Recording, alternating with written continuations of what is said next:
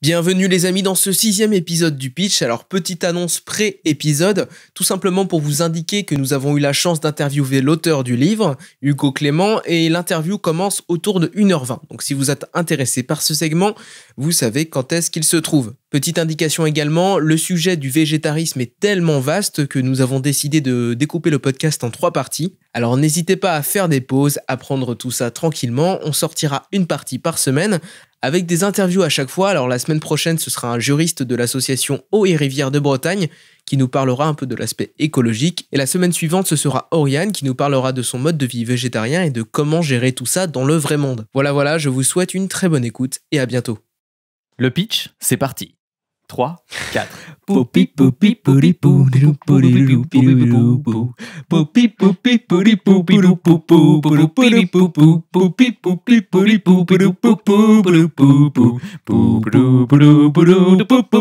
À toi Nico. Ah, merci beaucoup les amis, c'était une belle entrée en matière.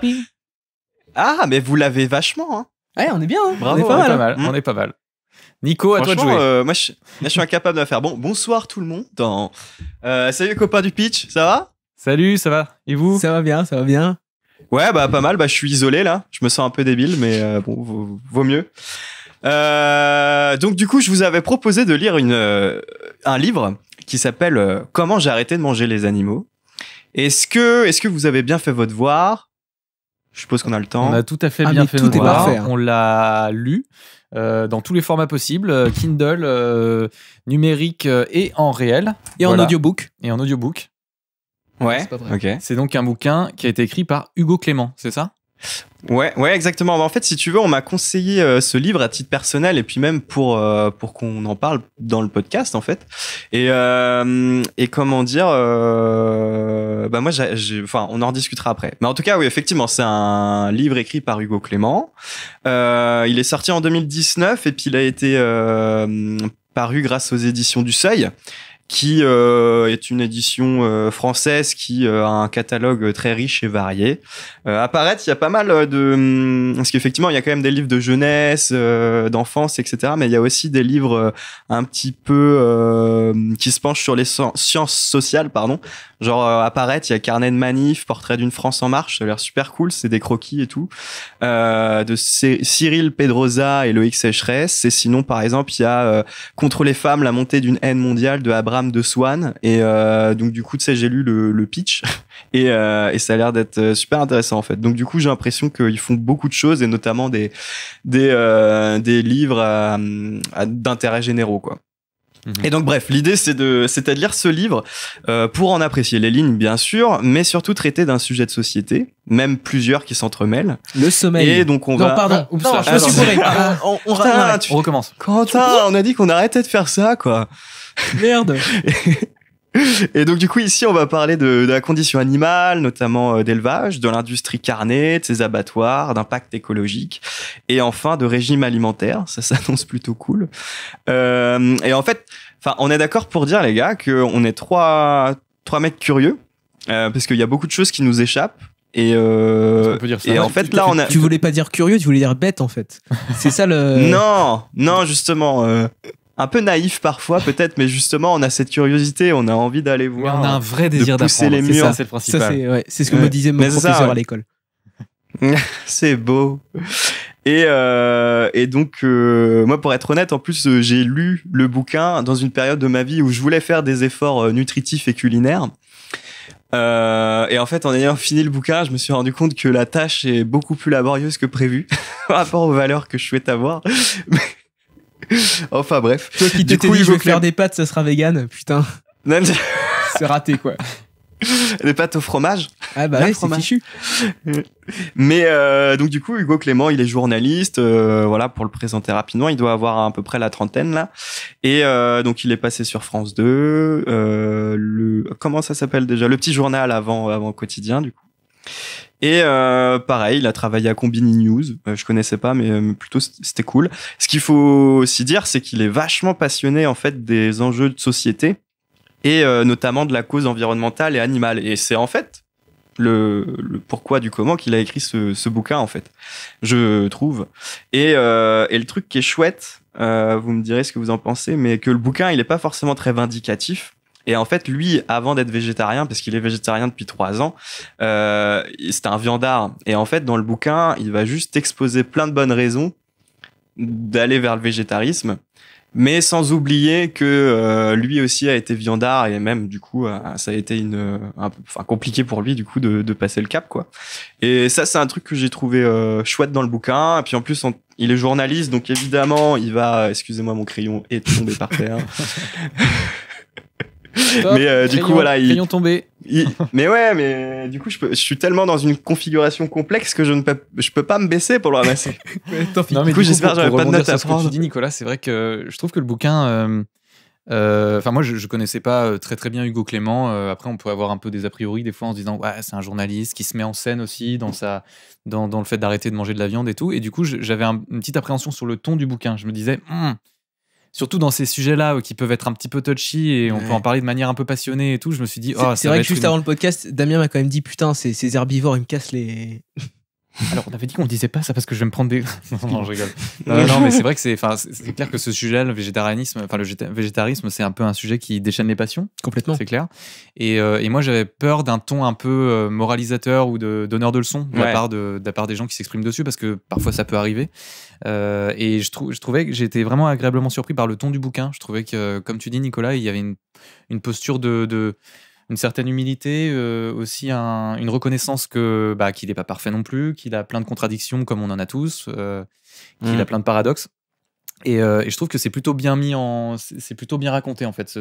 Ouais, je suis assez d'accord là-dessus. Je pense que donc sur le bouquin, on a fait un joli tour en tout cas sur l'extérieur. Je pense qu'il est important aussi de dire que dans ce podcast, bien sûr, comme d'habitude, ça va être notre review un peu culturel, notre chronique culturelle et notre avis et notre lecture. On n'est pas parfait non plus. On a nos avis, on a nos recherches qui ne seront pas parfaites, mais qui sont là pour apporter on a nos biais, nos vécus, nos expériences. Et ça évidemment, apporte des débuts de réponse, quoi. On n'est pas du tout dans une optique de donner une vérité, ou voilà, on veut juste essayer d'ausculter une question qu'on s'est posée tous les trois à travers ce bouquin-là, mais aussi plein d'autres recherches, plein d'autres documentaires, podcasts et autres choses qu'on a pu voir. Et de toute façon, évidemment, c'est ça. on n'est pas là pour professer la bonne parole du tout, quoi. Sachant qu'on est tous les trois, pour l'instant en tout cas, omnivores. On mange de la viande. Ouais, c'est bien de le préciser. Ouais. Tout à fait. Et comment dire, ouais, c'est bien que tu précises ça. Effectivement, nous, on va faire ce podcast a priori en fonction de l'argumentaire, en suivant l'argumentaire d'Hugo Clément, mais effectivement en parsemant de certaines recherches qu'on a pu faire qui, voilà, comme tu dis, on leur limite aussi, mais surtout par rapport à nos expériences personnelles et notre façon de penser qui est vraiment propre à nous. Et donc effectivement, voilà, c'est pas une vérité générale qu'on va donner là, quoi. Mais donc pas de hate dans les commentaires, s'il vous plaît. Ouais, surtout. Et juste un petit truc, moi je trouve que c'est super intéressant d'aborder ce sujet-là, parce que à titre personnel, ça me travaille depuis quelques mois, voire quelques années, où vraiment je me dis il faut que je me motive pour essayer vraiment d'aller plus loin dans la réflexion autour de ce sujet-là. Et je trouve que c'est super intéressant de pouvoir en discuter tous les trois là. Parce que c'est vraiment un sujet, on en parlera peut-être un peu plus tard, mais qui passionne beaucoup, qui donne lieu à beaucoup de réactions parfois un petit peu enflammées des uns et des autres. Et je trouve qu'on a tout à gagner à dépassionner un peu le débat, à prendre un peu de recul, à ausculter les faits, et surtout à pas se donner de leçons, quoi. Donc si d'aventure on a l'impression, enfin voilà, vous avez l'impression qu'on donne des leçons, c'est pas voulu, et on essaiera. Est-ce qu'on sort dès maintenant l'argument du alors ouais, non, mais je suis pas contre les végétariens, parce que moi j'ai une copine qui est végétarienne. la fameuse copine. Voilà, la fameuse copine végétarienne. Ou l'argument de moi je suis pas contre les carnistes, mais c'est juste qu'en fait c'est des meurtriers, quoi. Voilà, c'est ça. Voilà. Voilà, donc ce genre d'argument qui peut un petit peu fermer le débat et sceller les choses, ça serait un peu dommage. Et du coup, je pense qu'on peut. Puis surtout que mais dans le bouquin, en plus, il y a vraiment cette voilà, ce recul-là, quoi. Genre, chacun au final pense ce qu'il veut, quoi. Enfin, et en fait, tu le sens dans le bouquin, et même aussi par rapport parce qu'il, comment dire, il a rencontré pas mal de gens, que ça soit pour l'écriture de ce bouquin ou même dans son expérience de journaliste, qui ont une position sur le végétarisme. Et en fait, du coup, il marque un petit peu c'est super chiant parler avec des écouteurs. Et comment dire, il montre un petit peu la teneur de différents discours que peuvent avoir les différentes personnes. Genre, il y a quelqu'un qui a, alors, Mauricio Garcia Pereira qui a bossé dans un abattoir. Il y a Geoffrey Le Guiche qui est journaliste. Il y a Damien Mender qui est aux origines de la Fondation internationale de lutte contre le braconnage. Donc, il y a plein de gens avec des statuts différents, etc., d'origines différentes et qui ont tous un discours, voilà, nuancé vis-à-vis de ce mouvement. Et du coup, c'est super intéressant justement qu'il en parle et avec cette humilité, ce recul et comme tu dis, pas de leçons à donner, quoi. Ouais, voilà une vision des choses. Nourris-toi-en. Comme tu dis, les allers-retours qu'il y a entre son expérience personnelle et, comme tu le dis, en fait, il est végétarien depuis assez peu de temps, finalement. Hugo Clément, ça fait quoi? C'était en 2016, je crois qu'il a arrêté la viande. Et 18 mois plus tard, le poisson, parce qu'il n'a pas arrêté les deux en même temps, comme il explique dans son bouquin. Et du coup, cette espèce d'aller-retour entre la recherche, les experts, les gens militants dans les assos ou les choses comme ça, et sa propre expérience, je trouve, marche assez bien. Finalement. Même si je nuancerais la chose d'avance en disant que bien entendu, on peut trouver et on peut montrer, ce qui n'est pas forcément le cas dans le bouquin, mais on peut toujours trouver et montrer les recherches qui nous arrangent. Donc tout est à prendre. Donc le bouquin est assez bien renseigné, je trouve. Mais voilà, on le sait, on le prend en compte aussi. Et moi, je vais par exemple apporter des nuances dans la dernière partie. Et c'est évidemment pas une ode au bouquin à 100%, tout est parfait. Bien sûr, il y a des choses. Non, complètement. Après, le bouquin marche plutôt bien, moi, je trouve. A l'intérêt, je trouve, de mettre beaucoup de faits sur la table et beaucoup de chiffres qui sont des chiffres vérifiés parce que c'est des choses qui sont documentées et qui ont été faits par des organismes très sérieux. Mais bien sûr, évidemment, c'est aussi une thèse, ce bouquin. Voilà. C'est aussi, il y a un point de vue. Il y a un engagement de la part d'Hugo Clément et donc forcément il n'y aura pas énormément d'arguments pour le camp adverse dedans. Excuse-moi, on dirait un reporter qui est sur place. Et oui, ici nous avons des conditions météo. Oui, James, tout de suite sur le cours central de Suzanne Langlaine. Novak Djokovic vient de remporter le 2e set et c'est formidable. À vous Cognac J, à vous les studios. Novak Djokovic d'ailleurs qui est végétarien. Et oui. On le sait moins, mais comme Venus Williams, dans son bouquin, les deux tennisman multi-récompensés sont végétariens. Voilà, comment on fait une transition parfaite. Exactement. Ce podcast va se structurer en 3 parties, donc, parce que naturellement le bouquin se structure en 3 parties. D'abord, on va traiter de la souffrance animale. Ensuite, de la question de l'écologie et du végétarisme, merci. Végétarisme. Et finalement, de la question de la nutrition, de la diététique et du végétarisme. Donc, ce qui en fait correspond aux 3 arguments des végétariens pour adopter ce régime alimentaire, finalement. C'est d'un côté, on arrête de faire souffrir les animaux parce que c'est immoral et c'est des traitements ignobles. Deuxième, ça fait du bien à la planète parce que l'élevage industriel intensif fait des ravages au climat. Et troisièmement, on est convaincu que ce régime alimentaire aura des bienfaits sur notre santé. Voilà. Et donc le podcast, lui, sera structuré en 3 parties. Et normalement, vous aurez une partie, je pense, toutes les semaines, sur 3 semaines, avec possiblement des guests et des interviews qui vont arriver. Et oui, parce qu'on va essayer peut-être d'innover dans le pitch, une fois n'est pas coutume, et peut-être d'inviter des gens à s'exprimer depuis une expertise qui n'est pas la nôtre, parce qu'on est loin d'être expert sur le sujet. Depuis une expertise, quoi. Qui n'est pas une expertise, du coup, qui est vraiment l'inverse d'une expertise, à savoir le café du commerce. C'est ça. Non, et en fait, on s'est dit que ça pouvait être super intéressant justement de convoquer dans le podcast des gens qui en savaient plus que nous et qui pouvaient donner des éléments intéressants pour le débat. Exactement. Peut-être juste avant de commencer, les gars, est-ce que ça vous dit qu'on fasse un petit tour sur les définitions parce qu'il y a des mots qu'on va utiliser qui, moi, étaient pas très très clairs dans ma tête avant que t'as raison, vas-y. Et qui seront peut-être pas clairs dans la tête de tout le monde, donc ça vaut le coup peut-être à mon avis de passer en revue. Végétarisme, terrorisme, la différence. Al-Qaïda, c'est les mecs qui veulent vraiment. Cellule terroriste. Burqa. C'est les mecs qui veulent vraiment être direct. Parfait. Mais alors, du coup, peut-être la différence entre végétarisme, végétalisme et véganisme dans un premier temps. Ok. Parce que c'est vraiment trois choses différentes.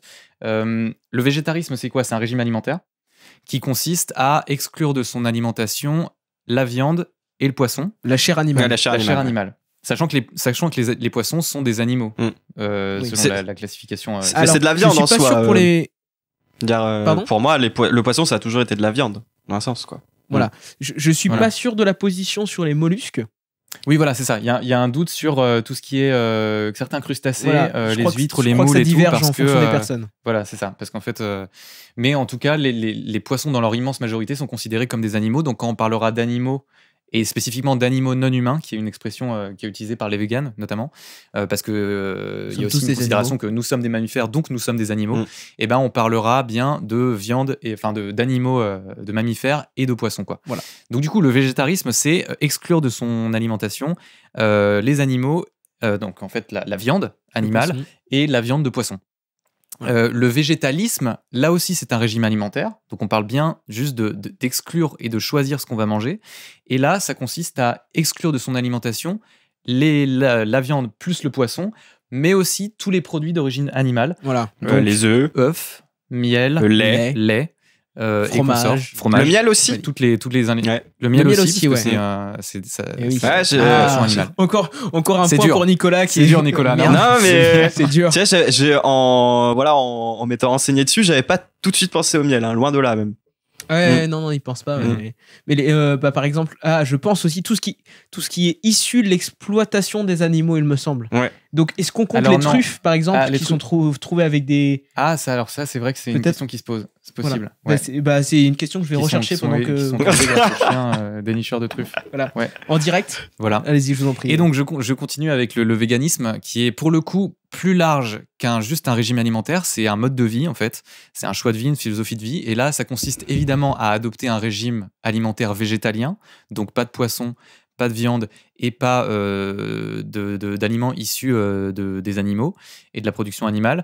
Mais aussi, c'est en fait un mode de vie qui consiste à dire qu'on refuse toute forme de cruauté, de souffrance et d'exploitation animale. Donc, ça passe aussi par le fait de ne pas se vêtir de cuir, de laine, ne pas utiliser des cosmétiques, par exemple, issus de la graisse de certains animaux. Enfin voilà, vraiment enlever de tout son mode de vie tout ce qui est issu de l'exploitation, de la souffrance ou de la cruauté envers les animaux. Voilà, et du coup, ça inclut, je viens de vérifier, les truffes pour les véganes, pas pour les végétaliens, parce que ça fait pas partie de tout ce qui est produit directement tiré de l'animal.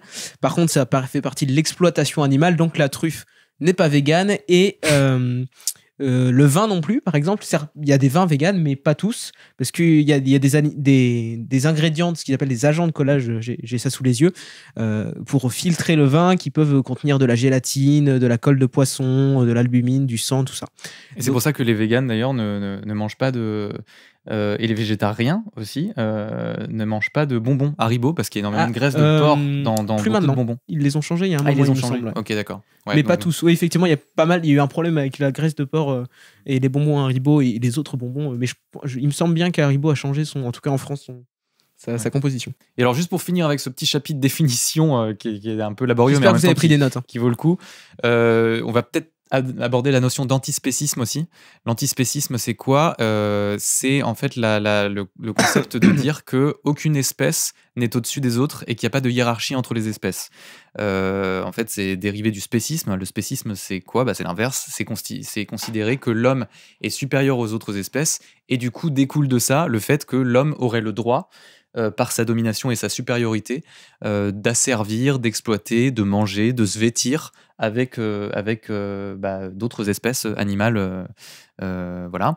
Et donc, du coup, l'antispécisme, c'est un argument fort des véganes, notamment, qui considèrent que, justement, comme chaque espèce est au même niveau et a un intérêt à vivre égal avec l'homme, on n'a aucun droit, en tant qu'humain, d'exploiter les animaux et de s'en nourrir. Et du coup, ça me fait penser, tu sais, au schéma qu'ils en ont fait. C'est le schéma de la chaîne alimentaire où l'homme est au-dessus et donc tout de suite ça met un sentiment de supériorité. Mais du coup, le truc des véganes, c'est justement de représenter toutes les espèces en fait, mais dans un cercle où du coup tout le monde est égal, quoi. C'est trop bien. Et puis c'est très joli. Voilà. Et se tient la main. Ouais. Tout le monde dit les copains. Ah ouais, ça marche. Et écoutez, merci les gars. On va peut-être pouvoir se jeter un peu dans notre première partie. La souffrance animale. Consacrée à la souffrance animale. Avec un. Voilà. Tu auras des flammes au montage. Le truc, c'était voilà, c'est ça. Pour avoir un peu de peps et de pouvoir attirer la vue. De drama, ouais. C'est clickbait. Oui, donc la première partie, c'est d'ailleurs la première partie qui est illustrée dans le bouquin de. de Hugo Clément, voilà, qui était cherché. Qui consacre énormément de pages dans le début, dans la moitié de son bouquin, parce que c'est vraiment beaucoup de chapitres, je trouve. C'est la majorité. Cette question de la souffrance animale, qui est en fait un des arguments, un des arguments les plus forts pour les végétariens pour arrêter de manger de la viande et du poisson. Et du coup, Hugo Clément va s'atteler dans ses premiers chapitres à faire une espèce de panorama, de catalogue de toute l'intelligence animale pour essayer de débunker un peu l'argument qui voudrait que les animaux sont moins conscients, moins intelligents, moins réflexifs, capables de moins d'empathie ou de moins d'intelligence sociale que les humains. Sauf les chiens et les chats. Sauf les chiens et les chats qui sont nos animaux de compagnie. Et justement, en fait, il va à grand renfort d'exemples, d'études qui ont été menées sur des primates, mais aussi sur des animaux d'élevage, parce qu'il y en a eu certaines quand même. Il y a eu très peu d'études scientifiques sur les animaux d'élevage, ceux qui servent à nous nourrir, mais il y en a quand même eu. Et justement, il va essayer de nous démontrer dans cette première grosse partie que les animaux sont vachement plus étonnants et plus surprenants qu'on peut penser, et qui nous étonneraient par leur capacité intellectuelle et leur capacité de conscience et de sentience, qui est en fait un mix entre conscience et sensibilité. Corentin, ça te fait rire? Je suis désolé, on dirait une intro d'un documentaire de National Geographic. Ces petits animaux complètement vraiment étonnants. Ces petits animaux qui nous étonnent. Du coup, il me regarde. Ces animaux qui nous étonnent, un grand coup de recherche, et nous avons repéré que le primate en a... Excuse-moi. Ok, j'avoue, j'ai ce côté très professoral. C'était génial. Ça fait partie de mon charme et de mon ridicule. Voilà, j'ai pas pu m'en empêcher, c'était génial. Mais oui, tu as complètement raison, il va nous démontrer que les animaux sont pas si bêtes que ça. En tout cas, et notamment les animaux qu'on pense bêtes, en fait. Exactement. Parce qu'il va reprendre notamment des expressions un peu classiques du genre tu suis les autres comme un mouton, ou alors on va pas donner de la confiture à des cochons ou des choses comme ça. Il va essayer de faire un zoom sur chacun de ces animaux-là pour nous montrer qu'ils sont beaucoup plus intelligents et surprenants. Et de manière plus générale, j'ai pensé à ça il y a pas longtemps. Il y a une expression aussi qui dit on n'est pas des bêtes. Et là, du coup, ça comprend tous les animaux non humains. Ça marche pas, quoi. Ah si. Oui. C'est ça. Bah non, parce qu'on est des bêtes. Non, mais justement, un homme qui dit ça, on n'est pas des bêtes, ça veut dire que l'homme est au-dessus et toutes les espèces, et il y a pas le cochon qui se démarque un peu, c'est vraiment toutes les autres espèces. C'est des dans ce sens-là. Je vois bien. Mais d'ailleurs, c'est super intéressant ce que tu dis, Nico, parce que ça arrive. Parce que justement, c'est un argument. C'est un argument de beaucoup de gens qui sont contre le végétarisme et qui trouvent que c'est pas un bon choix de vie. C'est un argument qui est tout et son contraire. C'est ça qui est étonnant, c'est qu'en fait, il y aura des anti-végétariens qui vont dire « Bah ouais, mais attendez, l'homme n'est pas un animal comme les autres, donc on a le droit de manger des animaux parce qu'on est supérieur et on se distingue du reste des animaux. » Et d'un autre côté, il y a d'autres anti-végétariens qui vont dire « Bah non, mais l'homme est un animal comme les autres. » Et ben on les bouffe. Donc voilà, les animaux se mangent entre eux, les animaux se font de la cruauté, de la souffrance et de l'exploitation entre eux. Donc, à notre juste titre d'animal, on a le droit de le faire aux autres animaux. Allez, envoyez tout ça à l'abattage. Non, mais c'est ça qui est assez rigolo, c'est qu'il y a l'argument et son contraire qui veulent prouver le même point qu'on a tout intérêt à pas être végétarien. Exactement. C'est assez étonnant. Mais donc voilà, donc pour citer quelques petits exemples un peu rigolos qui développe dans son bouquin, il va nous raconter que des cochons, par exemple, il y a des études qui ont été menées sur des cochons où on leur fait faire des jeux vidéo, c'est-à-dire qu'ils sont dans une salle, je crois, et ils doivent se déplacer pour faire bouger un joystick avec leur groin et pour mettre un signe au centre d'une truc et tout, ce qui est quand même une activité qui n'est pas forcément à la portée de tous les animaux. Et en fait, ils sont super doués là-dedans. Et toutes les études qui ont été menées sur ces cochons montrent qu'ils sont meilleurs à Call of Duty que moi, déjà. Ils sont devenus accros aussi. Ils font du headshot quasiment à 80%. Moi, j'ai vu des frag movies de cochons, carrément. Bon, ils sont un peu en retard parce que du coup, pour mettre sur YouTube, c'est long avec les pattes. Bah, c'est ça. Donc, ils sont 4-5 ans en retard. Mais ils sont là. D'ailleurs, je crois que le premier joueur de Call of Duty du monde est un cochon, en fait. Est un cochon, ouais. On le dit pas parce que c'est tabou et puis qui veut pas se faire... comprends.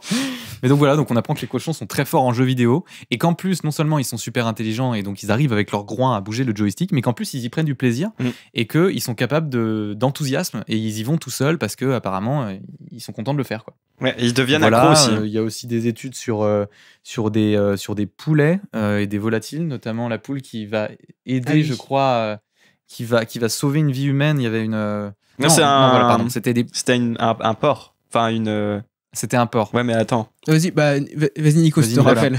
Je sais plus comment dit la femelle du porc. Bref, elle était, comment dirais-je, dans une habitation. Elle avait une maîtresse, on va dire, quoi. Il y avait un chien aussi.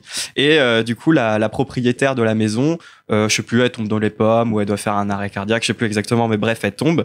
Le chien le ressent et crie au secours, mais les aboiements ne suffisent pas. Faut croire que la maison était assez reculée. Et en fait, la porc... Ah bon, la truie, putain. La truie, oh oui. Je dis oui. Bravo. La truie va parcourir quelques mètres pour justement s'installer sur une route et ne plus bouger parce qu'il faut dire qu'elle était assez grosse a priori. Et en fait, il y a une voiture qui arrive. Évidemment, du coup, le conducteur s'arrête puisqu'effectivement, heureusement, on va pas l'écraser. Il a peut-être pas sinon l'histoire était pas la même. Il a pas envie de bousiller sa caisse. Et tout le monde. Et voilà.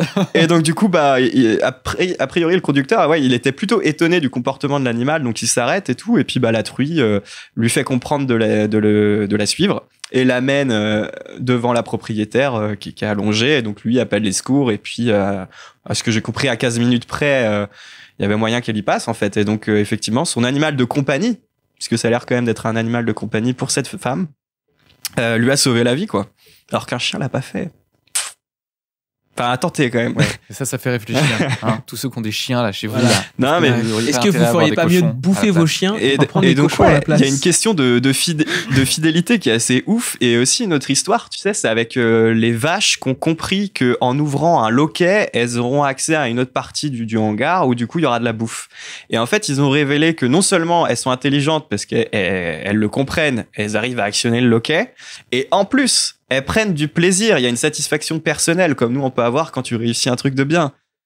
Et c'est cool cette satisfaction-là. Et donc du coup, même effectivement, les vaches l'ont. Et c'est justement pour appuyer le point qui dit que on a la même capacité d'émotion, de sensation, etc. Donc soyons tous au même niveau. Complètement. Quoi. Et ça bat en brèche l'argument qui consiste à dire que les animaux sont que des espèces d'automates, de robots qui sont juste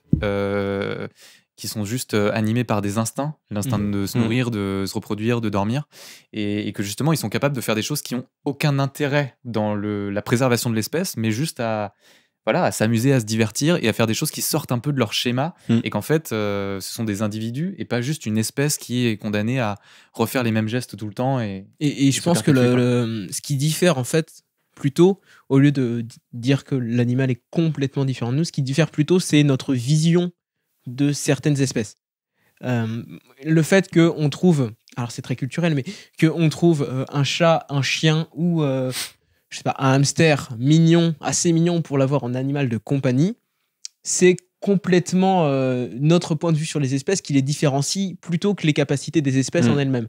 Mais il y a aussi, il faut pas oublier ce point de sélection artificielle et d'évolution aussi qui fait que l'homme a très tôt fait en sorte de séparer ces espèces-là. Donc, certaines espèces ont été élevées pour l'abattage et tout ça. Enfin, à la base, c'était pas non plus des choses des usines. Et d'autres pour, comme les chiens, par exemple, qui ont été complètement sélectionnés artificiellement par l'homme, du loup, pour devenir les chiens qu'on connaît, toutes les espèces de chiens qu'on connaît aujourd'hui. Et c'est aussi pour ça qu'il y a un biais, je pense, entre la façon dont on considère un chien et une vache, même si c'est peut-être pas la bonne façon, mais c'est aussi pour ça parce qu'on a cette tradition entre guillemets de le chien a toujours été là, il a même été créé entre guillemets par l'homme pour l'accompagner, donc c'est pas un animal comme les autres. Même les chats, hein.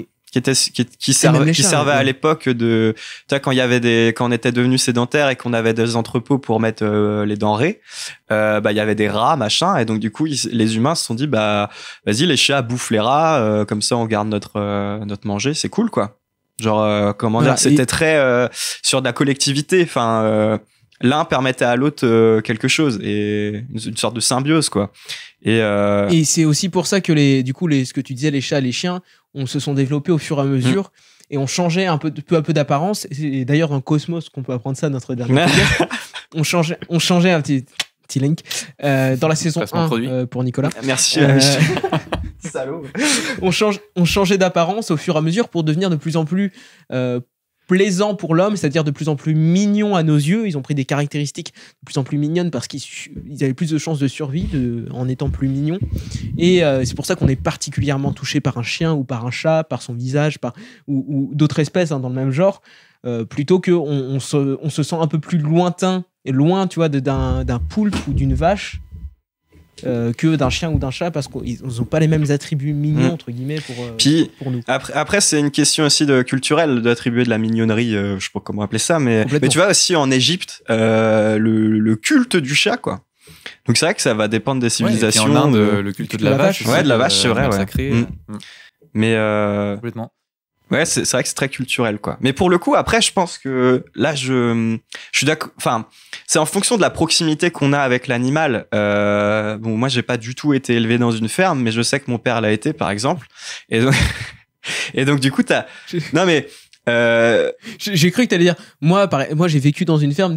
On dit rarement moi j'ai pas du tout été élevé dans une ferme, mais du coup je vais vous donner un point dans une ferme. Non mais oui, parce que du coup j'en discute avec mon père et lui-même m'a progressivement quand j'étais gosse, j'étais pas extrêmement fan des animaux de la ferme, et même dans le bouquin c'est expliqué. Voilà, on recherche l'exotisme, on va plutôt être fan d'un hippopotame ou d'un éléphant, quoi. Et en fait, mon père du coup m'a amené justement à me confronter à justement ces animaux de la ferme, et qui pourtant, tu vois, c'est ceux que tu dessines, c'est les puzzles que tu fais à l'école et tout. Hein.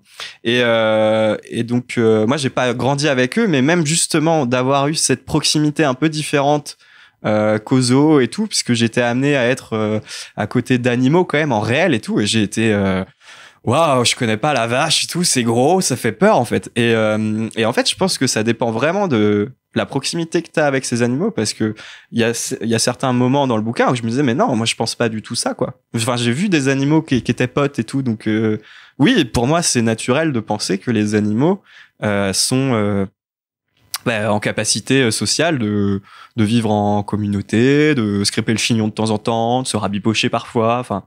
Et ça, franchement, nous qui sommes en ville en ce moment, je peux comprendre que du coup on n'ait pas du tout ce rapport-là. Mais ceux qui effectivement grandissent en campagne, qui ont l'habitude même d'avoir des animaux domestiques et tout, ils ont vraiment un autre lien avec les animaux qui est vraiment différent, passionnant en même temps, tu vois. Et donc je pense qu'il faut prendre ça aussi en compte, quoi. Bien sûr, c'est très personnel. J'ai un petit exemple de mon arrière-grand-mère qui avait des lapins, tu vois, elle élevait les lapins. Nous, on allait voir les lapins, on leur donnait à manger, mais derrière les lapins, ils servaient à être. Ouais, ils se faisaient buter après. Donc tu dis coucou à Kiki le petit lapin et tout, et tu reviens la fois d'après. Je me rappelle plus si c'était ça, mais il est dans ton assiette. Mamie, il est où Kiki? Clac, et ça lui posait aucun problème. Absolument aucun problème. Non, parce que c'est en fait ça aussi l'argument des végétariens et dont il parle Hugo Clément dans le bouquin, c'est cette espèce de dissonance cognitive qu'on a tous plus ou moins développée et qui se construit en nous et qui est construit depuis des générations. Dissonance cognitive, pourquoi ? Parce qu'en fait, il y a une espèce de truc pas logique dans notre cerveau qui est de se dire, bah oui, Michel, la chatte de un tel et le chien d'un tel, bah, c'est des animaux de compagnie. Mais par contre, la vache n'est pas un animal de compagnie, et du coup, on a le droit de le tuer. Or, quand on commence à regarder un petit peu des études, ou comme toi, Nicolas, quand tu l'expliques, ou toi, Corentin, que tu commences à créer un mini-lien avec un animal qui est censé être une machine, voilà, au service de l'homme, un truc destiné à être mangé, on se rend compte que la frontière est quand même bizarre et qu'il y a un problème, parce que oui, lui aussi est capable de nous redonner des marques d'intérêt, d'affection, tout comme le fait notre chien ou notre chat.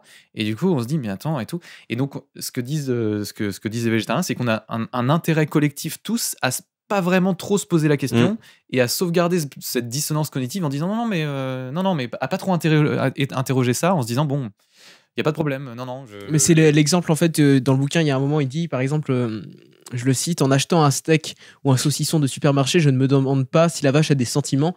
Et en fait, j'ai recherché un petit peu ce truc-là. Ce biais cognitif, ça s'appelle une heuristique de jugement. Donc, c'est le terme un peu technique. Et en fait, c'est tout simplement des opérations mentales automatiques qui nous permettent de gagner du temps et de pas tout réfléchir et de remettre en cause toute notre réalité à chaque changement. De pas tirer le fil, en fait. Exactement. Sinon, en fait, ça serait juste trop complexe de vivre en tant qu'être humain. On en a tous. Je mange quelque chose de sucré, le soir avant d'aller me coucher, je me lave les dents.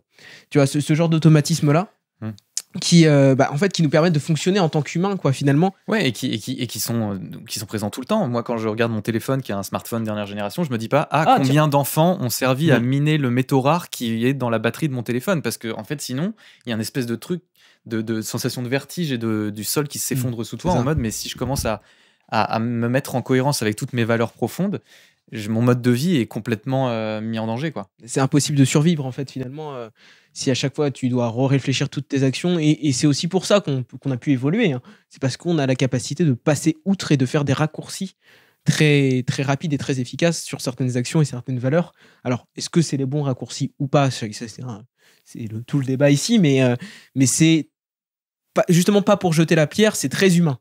Oui, et peut-être très animal. On n'a pas trop le moyen de... On ne sait pas, en tout cas, voilà. C'est vrai que c'est étudié chez les humains, en tout cas, cette capacité à passer outre des contradictions et à continuer à fonctionner, en fait, parce que sinon, il y a cette remise en cause perpétuelle qui peut aller jusqu'à une perte de sens, voire une dépression, quoi, en fait. Ah bah complètement, je pense que ça te bloque socialement et de toute façon, le monde qui t'entoure ne fait plus aucun sens pour toi si tu dois considérer tous les petits facteurs. C'est un consensus. Je crois que là, et du coup, juste pour finir sur cette petite parenthèse, le fait qu'on a tendance à pas attribuer trop d'intelligence ou de conscience à des animaux comme la vache, le mouton, le poulet, le cochon, c'est aussi parce que c'est des animaux qui sont très peu étudiés. Et c'est ça qu'il dit aussi dans le bouquin et qui est assez intéressant, je trouve, c'est qu'il y a peu d'études sur les animaux d'élevage. Et du coup, ce qu'il dit, qui est je trouve assez intéressant, c'est que si on pose pas des questions intelligentes aux gens, on va pas être susceptible de trouver de l'intelligence dans les réponses. Et ce qu'il dit, c'est que en ne faisant pas d'études sur ces animaux-là, on ne leur donne pas l'occasion de prouver leur importance et leur intelligence. Et du coup, on se dit, en fait, il n'y a pas d'intelligence, il n'y a pas de conscience, parce que de toute façon, on ne la cherche pas. Ça, je pense que c'est valable au niveau de la littérature scientifique et des recherches. Je ne suis pas sûr que l'argument s'applique au même degré pour le public général, on va dire, qui va de toute façon, va pas lire, à part si on lui en parle vraiment dans les médias, va pas lire toutes ces recherches. Donc, je pense que c'est un mélange effectivement de ça sur en tout cas fermer les yeux sur la condition animale pour tout ce qui est abattage, tout ça et élevage de veaux, de vaches et tout ce que vous voulez. Et de l'autre côté, il y a une espèce de tradition et de choses ancrées dans notre société et très culturelles qu'on remet pas en question en tant que membre d'une société civilisée parce que on est né comme ça, on a toujours fait comme ça et pourquoi est-ce que ce serait pas la bonne manière finalement? Ouais. Et sur ce truc de dissonance cognitive. De dissonance cognitive ou d'heuristique du jugement, c'est ça que tu Une heuristique de jugement. Une heuristique de jugement. Il y a aussi le fait que il y a pas mal d'études qui ont été faites sur le fait que le coût social de passer au végétarianisme, il est perçu comme plus élevé, donc en fait ça va nous causer plus de soucis de devenir végétarien que de rester dans la dissonance cognitive, parce qu'il y a un coût social, il y a le fait que les gens changent de regard sur nous, le fait qu'on va être interrogé, qu'on va être mis en difficulté parce qu'on va devoir expliquer le choix, qu'on va devoir aller au bout de l'argument, qu'on va peut-être éventuellement se faire un peu ostraciser ou qu'on va mettre les gens dans l'inconfort.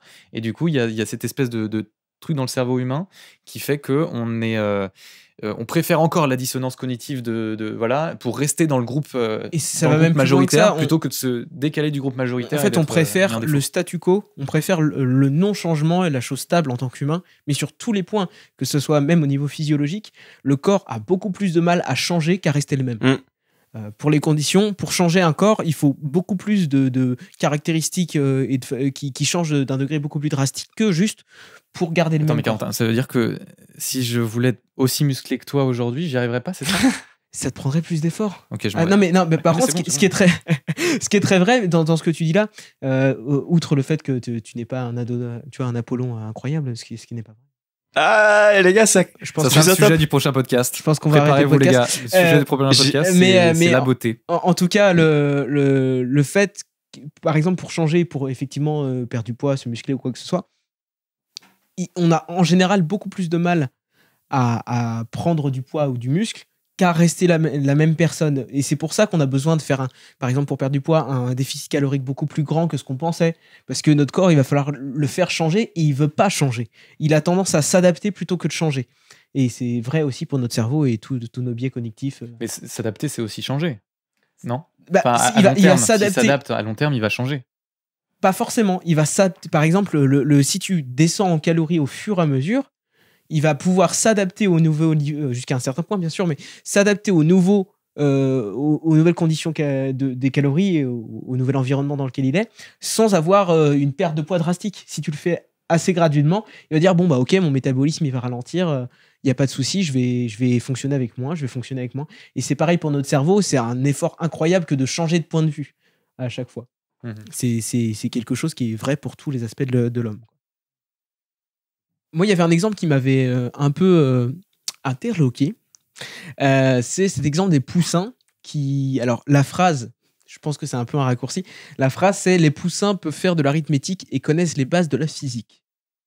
Du coup, j'ai été faire un petit peu de recherche là-dessus. J'ai malheureusement pas retrouvé la source qui nous donne dans le bouquin parce que c'est un vieux site d'exposition de musée à Los Angeles. Donc j'étais dans les archives, mais ça fonctionne plus. Je pense qu'il y a vraiment une source qui est derrière ce truc-là, parce que j'ai trouvé d'autres expériences qui sont un petit peu les mêmes.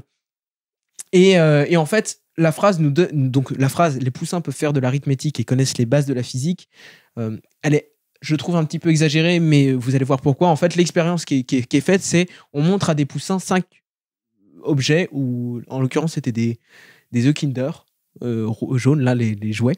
On leur en montre 5, et ensuite, devant eux, on en cache 3 derrière un panneau et 2 derrière un autre panneau, et ils vont toujours vers les 3, en fait. Et donc, ce qui montre bien qu'ils ont une conscience, moi je dirais pas du nombre, mais en tout cas, ils ont une conscience de ce que représente 3 par rapport à 2, quoi, de façon innée. Et ça a été prouvé que les poussins ont une conscience ils peuvent voir du multiple. Ouais. Et le contre-exemple de cette petite recherche, c'est juste la nuance, c'est le fait que, alors c'est Nunez, je pense que ça se dit, qui est un professeur des sciences cognitives aux États-Unis, qui dit il y a une différence par contre entre le nombre et la quantité. Et le fait qu'on puisse réagir à la quantité plutôt qu'au nombre, c'est-à-dire si vous avez 2 kilos de bananes ou 3 kilos de bananes et que vous aimez les bananes, vous allez vers les 3 parce qu'il y a plus de quantité. Mais ça nous relie quand même beaucoup aux animaux et notamment aux poussins, parce que c'est peut-être une capacité qu'on a dans notre évolution depuis très longtemps, de faire attention à la quantité et de le processer dans notre cerveau de la même façon que les animaux, en fait. Ça nous rapproche encore un petit peu plus d'eux, quoi. Même si la phrase c'est vrai pas que pour exacte. le coup, la phrase, ils connaissent les bases de l'arithmétique et de la géométrie, c'est ça ? Physique. Et de la physique. Et peut-être un tout petit peu. Ouais. Ça claque. Mais du coup, il enjolive son truc et ça va carrément avec la stratégie de sa thèse, parce que c'est vrai que parler de.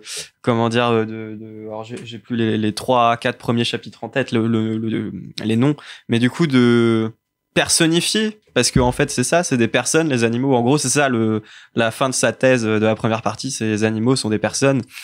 Et en fait du coup c'est très bien vu de l'avoir mis au tout début du bouquin par rapport aux enchaînements après, parce que tout de suite ça touche, tu vois, parce que même quand il raconte les expériences faites par des chercheurs ou même ses expériences à lui, etc., moi j'avais de temps en temps la larme à l'œil, j'imaginais les animaux, etc.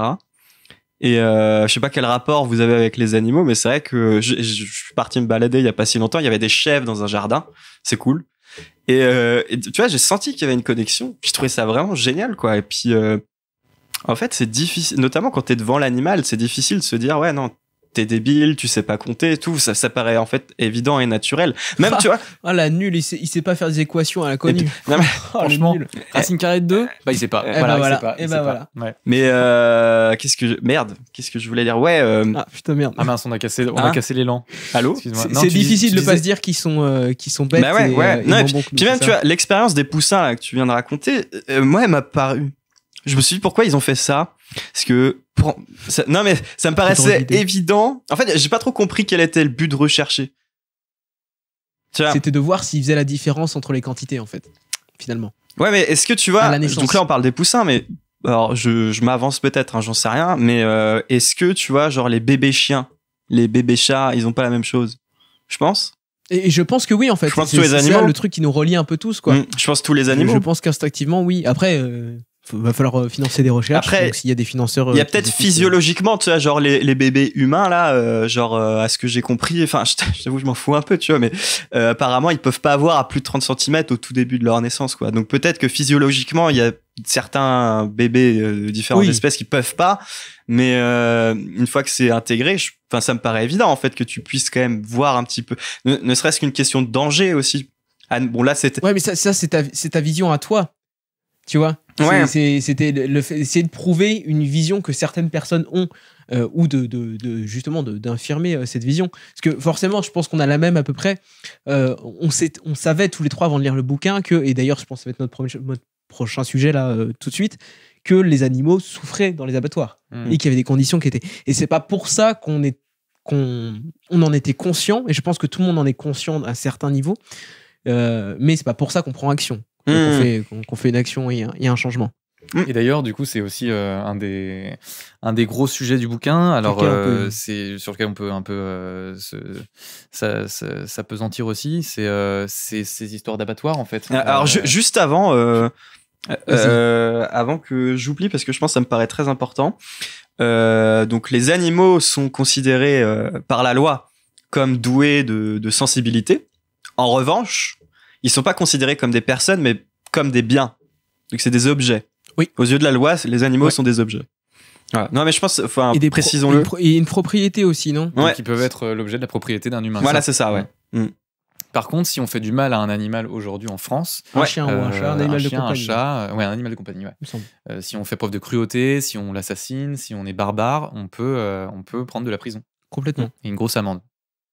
Ouais, complètement. Donc cachez-vous. Pas vu, pas pris. Et donc du coup, il y a alors à peu près au milieu du bouquin, je peux le montrer. Alors il y a des petits schémas avec justement des petits récapitulatifs sur les vaches, les porcs, les volailles. C'est assez bien fait, où on voit en fait des chiffres qui correspondent au nombre de millions, voire de milliards d'animaux qui sont tous les ans abattus pour qu'on puisse les manger. Donc les vaches, par exemple, c'est environ 300 millions abattus chaque année, systématiquement séparés de leur veau à la naissance. Les vaches laitières qui ne produisent plus assez sont envoyées à l'abattoir. Voilà, donc du coup, il y a une espèce de récapitulatif de tous ces chiffres qui sont hallucinants et qui sont même presque... Moi, j'ai pas réussi à en prendre la mesure. Ouais, on n'arrive pas vraiment à en prendre la mesure tellement c'est fou. Et d'ailleurs, c'est un petit peu ce que je reproche de temps en temps au livre. C'est de nous assommer sous les chiffres dans tous les sens, et il y a des chiffres très parlants, d'autres qui sont moins parlants, mais au bout d'un moment, moi, à partir de 30 pages où je suis asséné de chiffres comme ça, j'arrive même plus à discriminer entre les chiffres vraiment importants qui me parlent et les chiffres qui me parlent pas du tout, quoi. Donc c'est peut-être le seul truc que je trouve que le bouquin est très très très très chiffré. Et du coup, parfois un peu compliqué. Mais après, comme tu dis, il y a certains chiffres. Du coup, je les ai notés parce que justement, ils sont putain de parlants. Mais ouais, t'as raison. C'est vrai que ça dépasse notre rendement déjà d'une part, et que parfois il y en a beaucoup. Mais les pages que tu viens de montrer, j'ai trouvé ça super bien vu, parce que déjà, tu sais, les dessins pour représenter la vache, le cochon, le poisson et tout, ils sont trop mignons. Tu vois, genre, du coup, par rapport à ce que tu disais au tout début, ça t'aide. Il y a du beau marketing. Ouais, non, mais ça t'aide à kiffer la bête, et puis. Et en fait derrière tu vois ces chiffres là, surtout qu'en plus il te fait non seulement t'as le dessin qui est mignon, t'as un descriptif, oui, la poule elle est douée, elle a des copines, quoi, mais pouf, elle vit dans un espace de, je sais plus exactement, 20 cm² pendant toute sa vie, etc. Et donc du coup ça aide en fait encore une fois à son argumentaire, quoi, pour vraiment te changer te prendre la réalité dans la gueule, quoi. C'est ce que j'allais dire. On pourrait peut-être enchaîner justement sur les abattoirs et les conditions de vie, puisque ça fait partie de ce grand thème de l'intelligence et de la souffrance animale.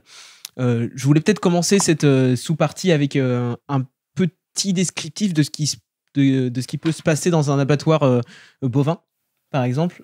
Moi, je sais que j'en ai discuté avec un ami qui lui a travaillé dans un abattoir en Argentine. Donc, il a vu pas mal de choses aussi. Et donc, il le décrit très bien dans le bouquin, mais juste pour vous donner la mesure des choses et un espèce d'étalonnage de toutes les valeurs. Donc, les vaches, on pourra parler de leur... c'est toujours des vaches, c'est rarement des bœufs, déjà, pour commencer. Des bœufs. De la viande de bœuf, en fait. Il faut se dire que quand on mange de la viande de bœuf, qu'on achète de la viande de bœuf, ensuite on achète de la viande de vache. C'est des vaches qui sont en énorme, écrasante majorité abattues dans les abattoirs. C'est ça. Et donc elles vivent, on va parler de leurs conditions juste après, mais quand il vient le moment de les abattre, elles sont mises dans une espèce de couloir de la mort où elles ne peuvent pas se retourner entre elles, et elles doivent avancer en fait vers une première antichambre. Et donc elles rentrent une à une.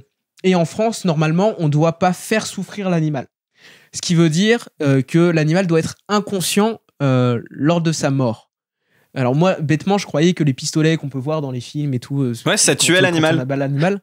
Et en fait, pas du tout. Les pistolets ne tuent pas l'animal. Ça les étourdit, ça leur fait une espèce de chaos comme un boxeur pourrait avoir. Et comment on les tue alors ?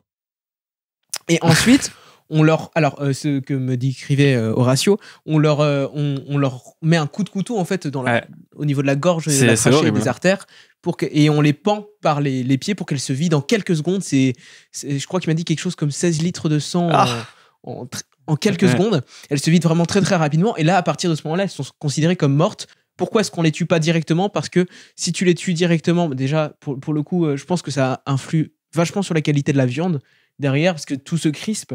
Et il y a ce réflexe de mort qui est très, très nocif pour la viande, il me semble. Et c'est la différence. Et ensuite, elle est envoyée au découpage, etc. Et la grande différence avec l'abattage rituel, et c'est ça pour faire les viandes halal, kasher, voilà, c'est ça qui m'a choqué. En France, on ne doit pas faire souffrir l'animal.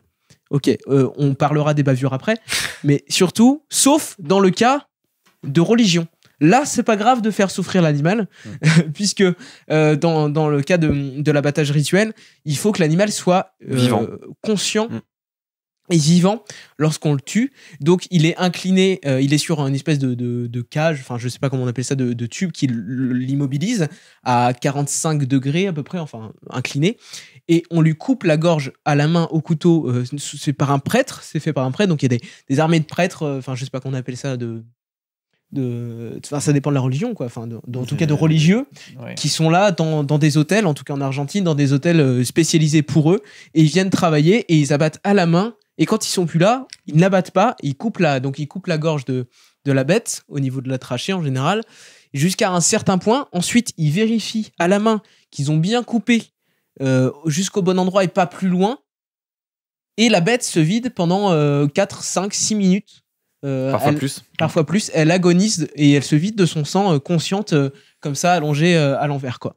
Donc la souffrance est atroce, énorme. Elle est énorme. Et c'est fait à une quantité monstrueuse d'animaux. Ça rapporte beaucoup d'argent, en fait. Ouais, et même dans l'abattage traditionnel dont tu parlais tout à l'heure, donc la fameuse étape où la personne qui étourdit l'animal utilise du coup le pistolet là qu'on appelle le matador, qui en fait envoie un choc normalement dans le cerveau qui doit justement paralyser. Ça perfore une partie du cerveau. Ouais, c'est ça, une partie du cerveau.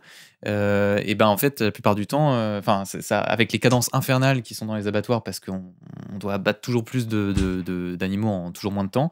Ça peut arriver très souvent que en fait le gars qui est à cette étape-là se loupe, et du coup ne perfore pas assez ou ne perfore pas au bon endroit ou n'a pas le temps de le faire, et du coup le gars à l'étape d'après se retrouve à égorger une vache qui n'a pas été insensibilisée, quoi, et qui bouge et qui se débat. Et en fait, alors le rythme, il le cite à un moment, il y a un des rythmes qui est 1 minute par étape. Donc c'est 1 minute pour assommer la vache, 1 minute pour lui couper la gorge. Il faut pas que ça soit trop loin, il faut pas que ça soit trop proche, sinon ça se vide pas.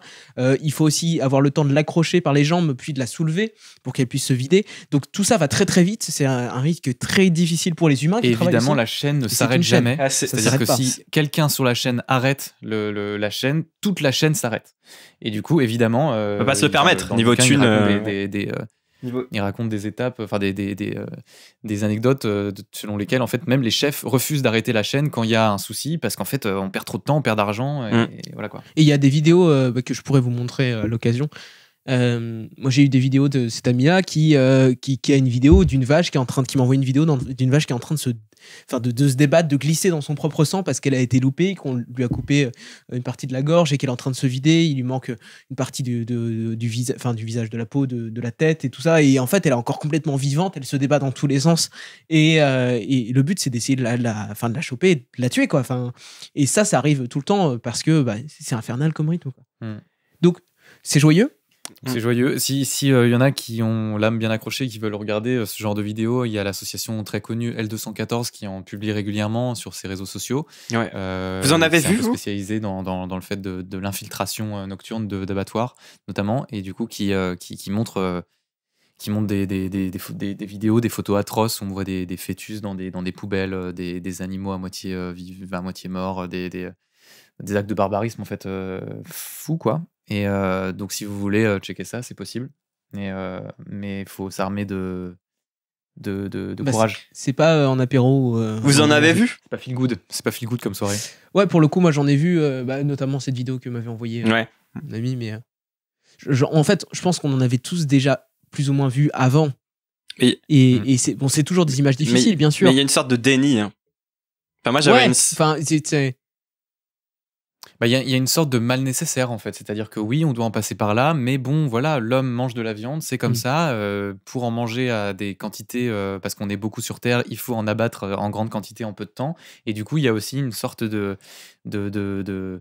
d'acceptation en fait tacite que oui, on n'a pas envie de le voir, on n'a pas envie de le savoir, on n'a pas envie de connaître les détails, mais on sait que ça existe et on l'accepte quoi. Moi personnellement, je suis encore dans cette et pourtant j'ai plein de monde autour de moi qui sont végétariens, ma copine, ma mère, enfin voilà. J'ai un ami végétarien. Je suis entouré en tout cas de ce truc-là et j'ai aucun souci avec. Mais je pense que je suis encore dans cet état de pensée et je sais pas si j'en sortirai un jour. Je me connecte à l'animal, bien sûr, je connecte à tout ça, je vois les conséquences, je vois tout ça, mais à la fin, il n'y a pas ce truc de déclic. Le but, ça serait d'aller vers quelque chose de plus éthique. Bien sûr, tout ça, c'est cool, c'est des super valeurs, mais j'ai le truc on a tous en tant qu'humains des paradoxes, des contradictions et du mal en fait. On fait du mal rien qu'en existant, on fait du mal à plein de monde dans nos vies, par notre existence, par notre consommation. Et ça tombe un peu encore dans cette catégorie-là, pour moi, en tout cas dans ma tête. C'est normal. Et je dis pas que c'est bien, je dis pas que c'est pas bien, c'est normal. Mais ça tombe dans ce truc voilà, ça paraît normal, même si c'est horrible. J'accepte de prendre la responsabilité, en tout cas pour l'instant, de consommer ce genre de choses et d'avoir ça sur la conscience. Quoi. Ouais, mais c'est des trucs avec lesquels tu vis. Bah tu vois, moi j'aurais aimé, mais je pense que en lisant le bouquin, ça m'est un peu sorti, parce que en gros sachez que du coup la plupart du temps, parce que moi je fais gaffe au label. D'ailleurs, du coup je me suis un peu renseigné sur le label rouge. Ah ouais, non, bah, vas-y. Mais en gros, comment dire, moi je me suis dit, vas-y. Je continue de consommer des trucs, j'essaye de faire mieux pour ma santé. Hein. Pour ma santé, pour le moment, c'est purement égoïste, etc. Peut-être plus de légumes, machin, de faire gaffe d'où ça vient, si c'est pas trop industrialisé, tout ça. Et en fait, peu importe la viande que tu vas manger, éventuellement, les animaux, il y en aura certains qui vont avoir une plus belle vie, tranquille. C'est moins moche. C'est moins moche, moins moche. Une vie moins moche que beaucoup d'autres. Mais dans tous les cas, ça passera par la même fin, c'est-à-dire go en abattoir et buter d'une certaine manière, parce que c'est interdit en France de tuer un animal, notamment d'élevage, même si t'es fermier, t'as pas le droit de tuer l'animal chez toi. Place. Et en fait, moi, j'aimerais vivre dans cette utopie où un peu comme on disait avec les grands-parents. Ok, j'ai kiffé ma vie avec le lapin, la vache, j'aurais donné des noms et tout. Bon, à un moment donné, voilà, ils m'ont donné le lait, c'est la fin de sa vie, bref. Voilà, mais je vais apprécier le repas. Je sais qu'elle aura une belle vie. Elle est morte chez moi. Ouais. Enfin, à la limite, ça, tu vois, je pourrais, mais c'est vrai que tu dis. Ce truc de publicité pour la viande. Ouais, mais tu vois, du coup, il y a Hugo Clément qui interroge un mec qui s'appelle Stéphane Dinard, qui est justement lui éleveur en illégalité, parce qu'au final, il a pas beaucoup de bêtes, il a plusieurs espèces, mais elles sont pas beaucoup, parce que effectivement, l'idée c'est quand même qu'elles aient une belle vie, donc qu'elles aient de la place, etc. Et il explique, moi à un moment donné, je les tue. Et alors c'est terrible, une balle dans la tête à un cochon, pouf, il a rien vu venir. Bon, il a rien vu venir, écoute, tant mieux quoi. Mais pareil, du coup, il tue son animal. Et toi, Corentin, par exemple, le jour où justement pour te nourrir de viande, ça sera à toi de brandir un couteau ou autre. Est-ce que tu y arriveras? Tu vois, genre, moi, je me suis posé cette question. Non, alors, je dis pas que ça serait facile, mais je pense sincèrement que oui. Ouais, ok. Alors, ça se trouve, je me gourre complètement, mais dans l'état d'esprit que j'ai là, j'ai envie de dire oui.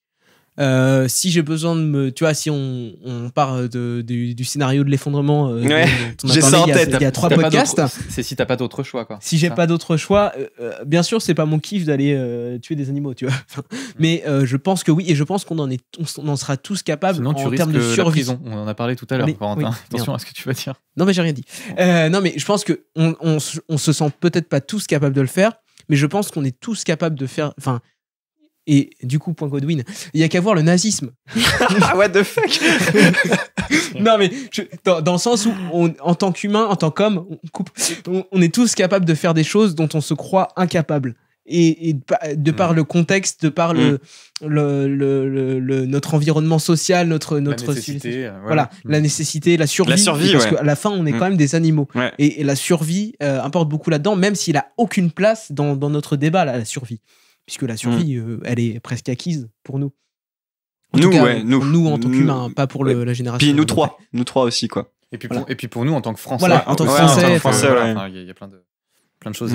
Et c'est aussi une question de le problème d'éthique, il apparaît à l'abattage, mais il apparaît aussi dans les conditions de vie, et c'est plus ça qui me dérange aussi. Déjà à l'abattage c'est absolument horrible, mais il y a le truc des conditions de vie dont on peut peut-être discuter qui sont dégueulasses quoi. Ouais. Bah oui, c'est ça, parce que du coup, les animaux, évidemment, vivent. Des animaux qui ont parfois une espérance de vie de 15-20 ans. Les vaches, je crois que c'est même un peu plus de 20 ans. En fait, ne vivent que quelques mois, quoi, voire quelques semaines. On évidemment, les engraisse, on les bourre d'antibiotiques et de substances pour qu'elles puissent atteindre leur poids idéal pour être consommées le plus vite possible. Donc, et ne pas mourir d'infection. Donc, en fait, c'est vraiment une vie de souffrance. Elles sont parquées, évidemment, dans des enclos ou dans des cages où elles peuvent même pas se retourner, où elles peuvent juste avoir deux positions, c'est debout ou allongé. Donc c'est vraiment une vie mais intégrale de misère et d'asservissement, mais intégrale, c'est-à-dire qu'il n'y a pas une seule joie ou un seul plaisir ou un seul bonheur dans cette vie-là. Et l'argument qui dit oui mais elles sont nées pour ça, moi j'avais une analogie, une petite comparaison, oui mais elles sont nées pour ça, ou oui mais les poulets sont nés pour ça. Et si c'était un humain qui était né esclave, est-ce qu'il est né pour ça? C'est un peu la même situation, tu vois. Et on a décidé en tant que communauté et en tant que civilisation humaine que non, il n'était pas né pour ça. C'est un peu le paradoxe où la poule elle est née pour ça. Ça marche pas vraiment comme argument du coup. Ça marche pas du tout. Et j'aurais envie de dire, il nous le montre dans le bouquin que pour l'instant c'est pas possible. Mais j'aurais envie de dire justement, allez-y, prenez des terrains énormes et puis on balance du poulet dessus, tu vois. Et puis à la limite ils picorent, ils sont sympas comme dans les pubs et tout. Mais apparemment c'est quand même. French Cancan. Ils font du French Cancan, mais c'est impossible en fait aujourd'hui de produire assez de viande de cette façon. Et sans que ça devienne un produit de luxe extrême et que le coût augmente incroyablement. Et c'est là où est un peu le souci, c'est que à partir du moment où on mange de la viande, et même si on a l'intention d'arrêter, donc on en parlait tout à l'heure, toi tu dis j'aimerais bien descendre un peu ma consommation, en fait à chaque fois qu'on mange un morceau de viande supplémentaire, il y a tout ça derrière en fait. Il y a toutes ces conditions de vie, et même si c'est juste un morceau de viande, c'est ça. Donc il faut à un certain niveau pour vivre, en tout cas aujourd'hui dans les conditions dans lesquelles on est, nous-mêmes, il faut en prendre la responsabilité et l'accepter à un certain niveau jusqu'à ce que tu arrêtes, même si tu considères que tu veux arrêter, tu vas quand même tuer du monde. Et donc c'est des choses qui sont... tu peux pas les bouger si tu manges de la viande en tout cas. Il y a aussi cet argument que tu parlais des labels et du bio tout à l'heure Nicolas, que évidemment, donc le bio et le label va changer un tout petit peu les conditions de vie, mais vraiment un tout petit peu à la hausse. De 35 à 60 jours de vie. Voilà, et puis ils auront peut-être accès un tout petit peu, quelques heures par jour ou minutes par jour à l'air libre dans le cas du bio, du élevé en plein air.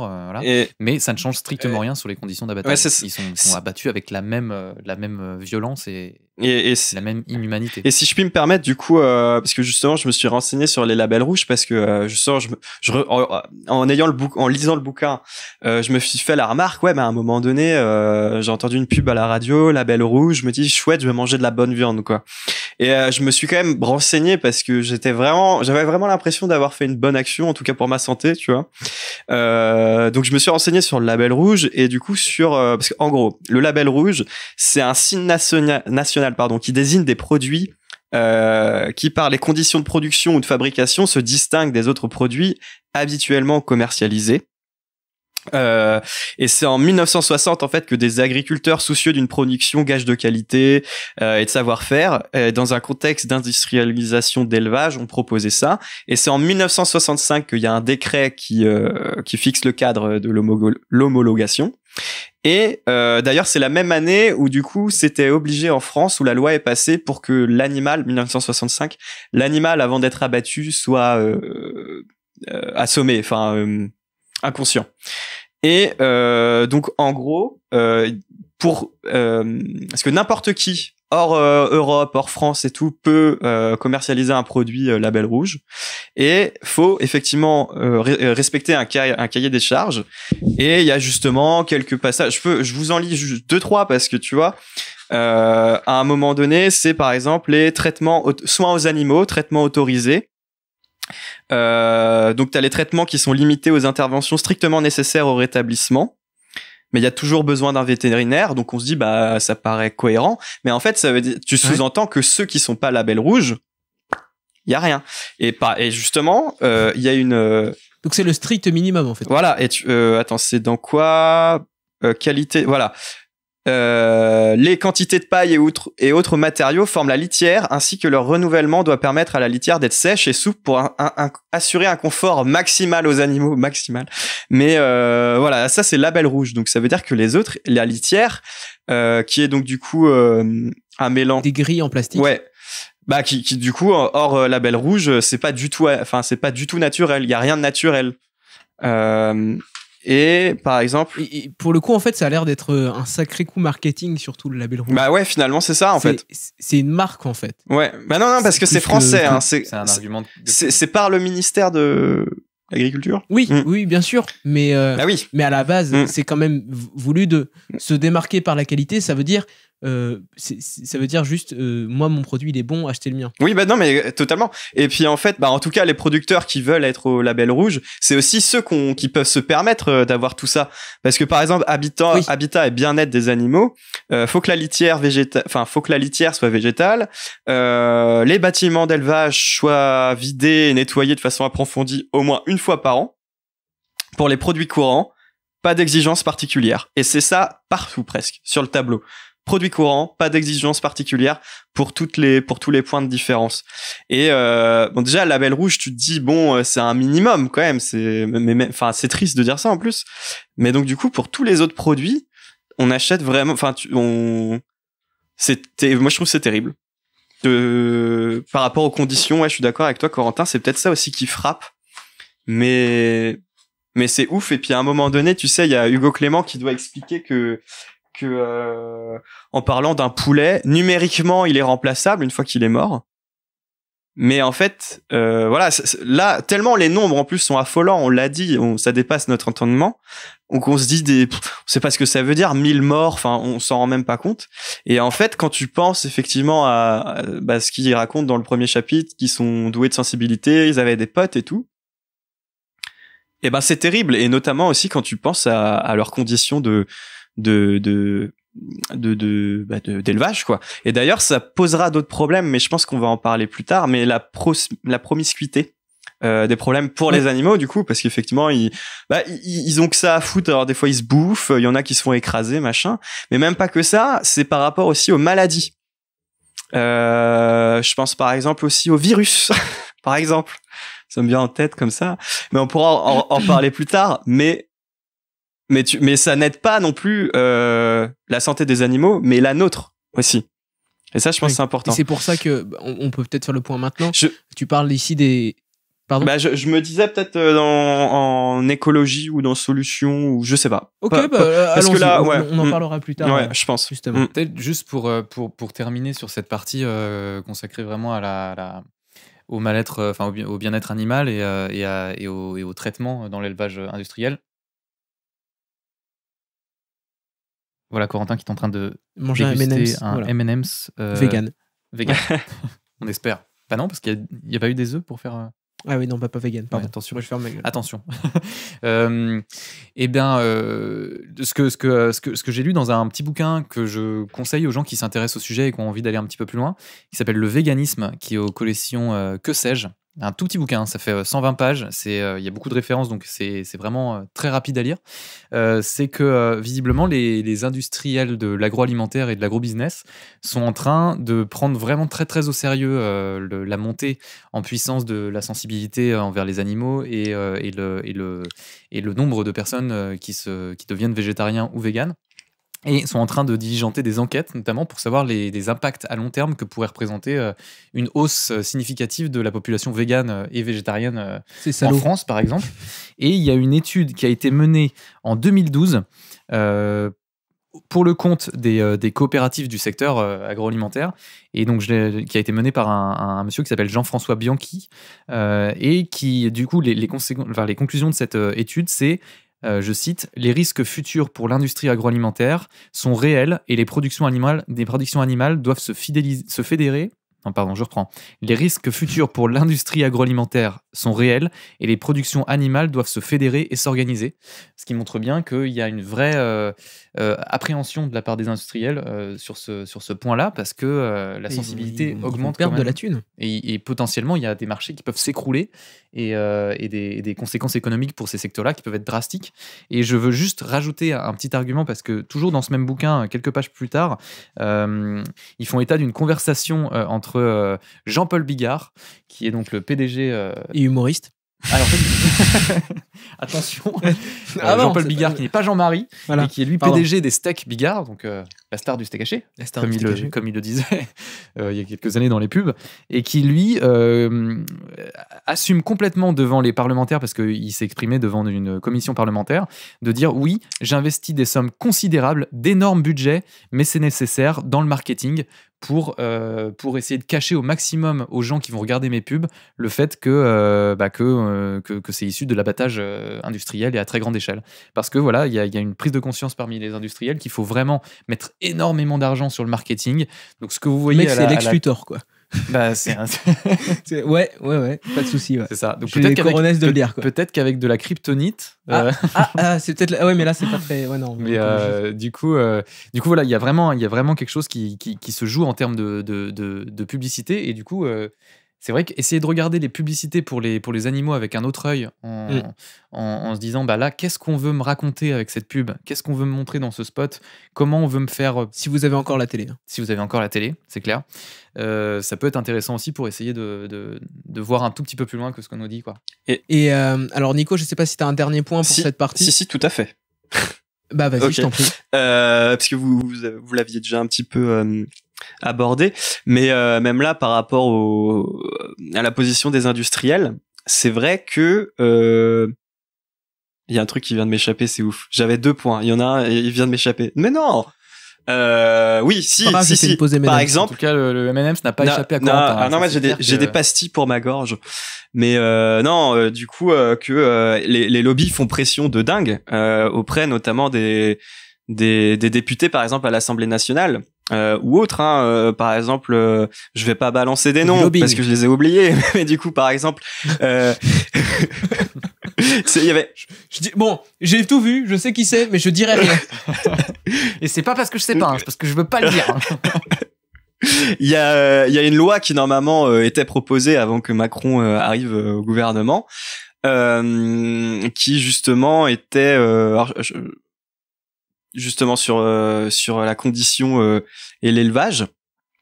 Et je confonds avec une autre où du coup c'est effectivement l'Assemblée nationale sous pression des lobbies qui normalement devait voter.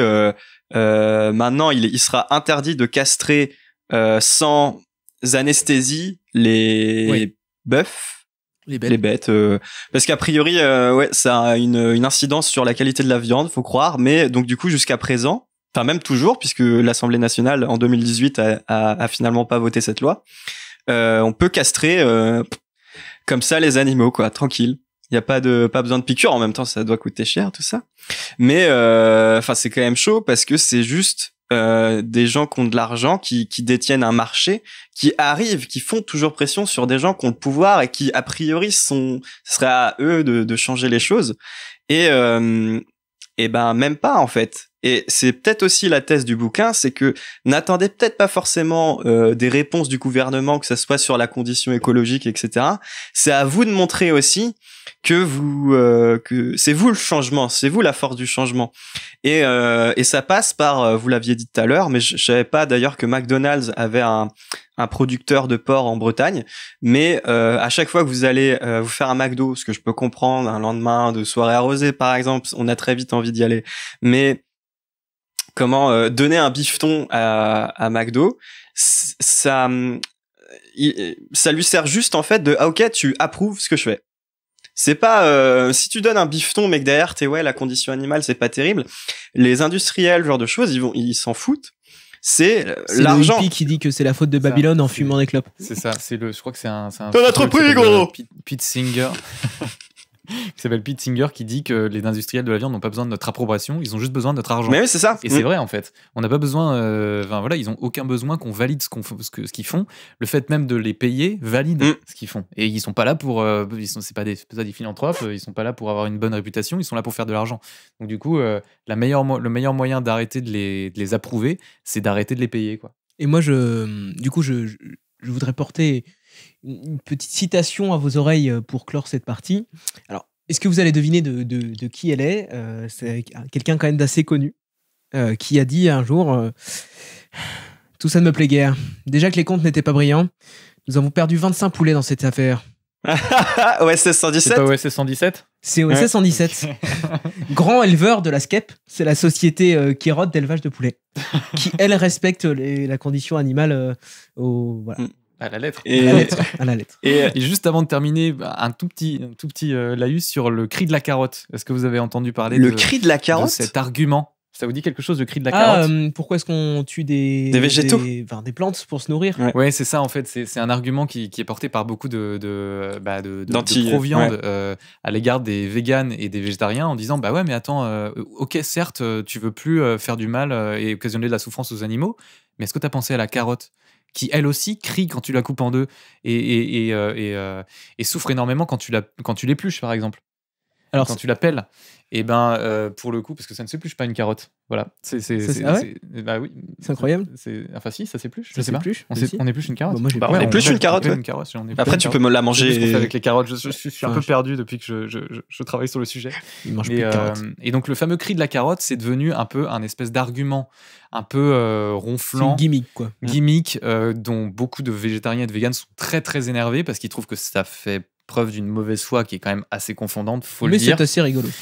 Mais du coup, pour essayer de remettre les choses un peu à plat, parce que au final, c'est pas complètement déconnant, parce que l'argument derrière ça, qui peut être entendable, c'est que oui, mais attendez, on a certes fait énormément d'études sur les animaux, mais pas sur les plantes. On n'a pas fait autant d'études sur les plantes, et peut-être, qui sait, que dans 20 ans, l'état de la recherche, l'état de la science aura fait état de la souffrance de certains végétaux quand on les moissonne, quand on les coupe et tout ça. C'est une question qui est légitime. C'est une question qui se pose.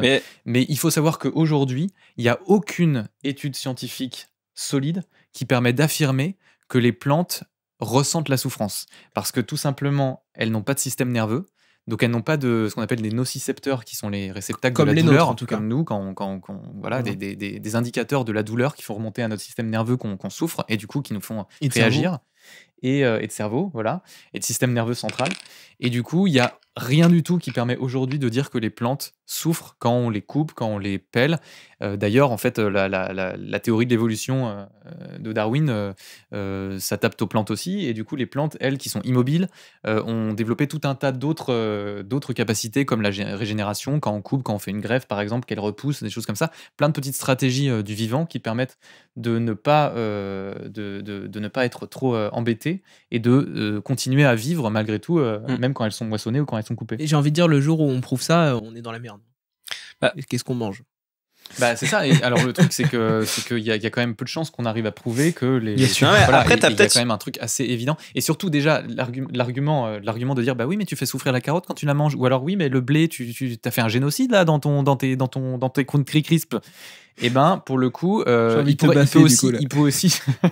peut aussi se retourner contre les gens qui le disent en disant bah ouais mais attends, et on va le voir un peu plus tard dans la partie consacrée à l'écologie, en fait les plus grands consommateurs aujourd'hui de plantes, c'est les carnivores, parce qu'en fait on donne des champs et des champs et des terres agricoles immenses à la culture de céréales qui servent à nourrir le bétail qu'on va ensuite mettre dans les abattoirs pour le mettre dans nos assiettes. Donc au final, les plus gros consommateurs de plantes, c'est nous. Ça reste les omnivores et ceux qui mangent de la viande, quoi. Mais par contre, du coup, juste par rapport aux végétaux, il y a quand même parce qu'on parlait de sensibilité, donc là pareil, si tu veux, je sais pas jusqu'où on peut aller, mais il y a un truc quand même qui est formidable, par exemple chez les arbres, et donc il y a la notion de l'autre végétal, dans le sens où du coup tu sais, vu qu'ils les arbres ont besoin de la photosynthèse pour se développer, se nourrir et tout, et que ça se passe surtout dans les feuilles. Donc du coup dans une forêt, les arbres vont faire en sorte de pas trop s'immiscer dans le périmètre personnel, dans l'espace vital de l'autre arbre, pour que lui aussi se développe tranquillement. Donc il y a quand même déjà une notion de bien commun chez les arbres je trouve c'est cool. Mais est-ce que du coup comment tu le prends ça? Est-ce que tu te dis pas en fait ils ont vraiment conscience de ça, de l'autre et tout, donc voilà, c'est peut-être sensible et tout. Et toi-même, c'est vrai qu'il y a plein d'études aussi qui montrent que les plantes ont une intelligence sociale et une intelligence collective, et justement ont des comportements qui s'adaptent aux changements de variation de leur milieu, et qui peuvent aussi développer des comportements qui sont pas systématiques, c'est-à-dire qu'ils vont développer des comportements presque individuels adaptés à leur propre situation personnelle en tant que cette plante-là dans ce milieu-là. Donc pour le coup, ça c'est aussi prouvé. Mais est-ce que c'est suffisant pour déjà donc cette sensibilité est prouvée. Par contre, la douleur n'est pas prouvée. On n'a rien en termes d'études qui nous permettent de dire cet arbre souffre quand je le coupe, quand je le tronçonne.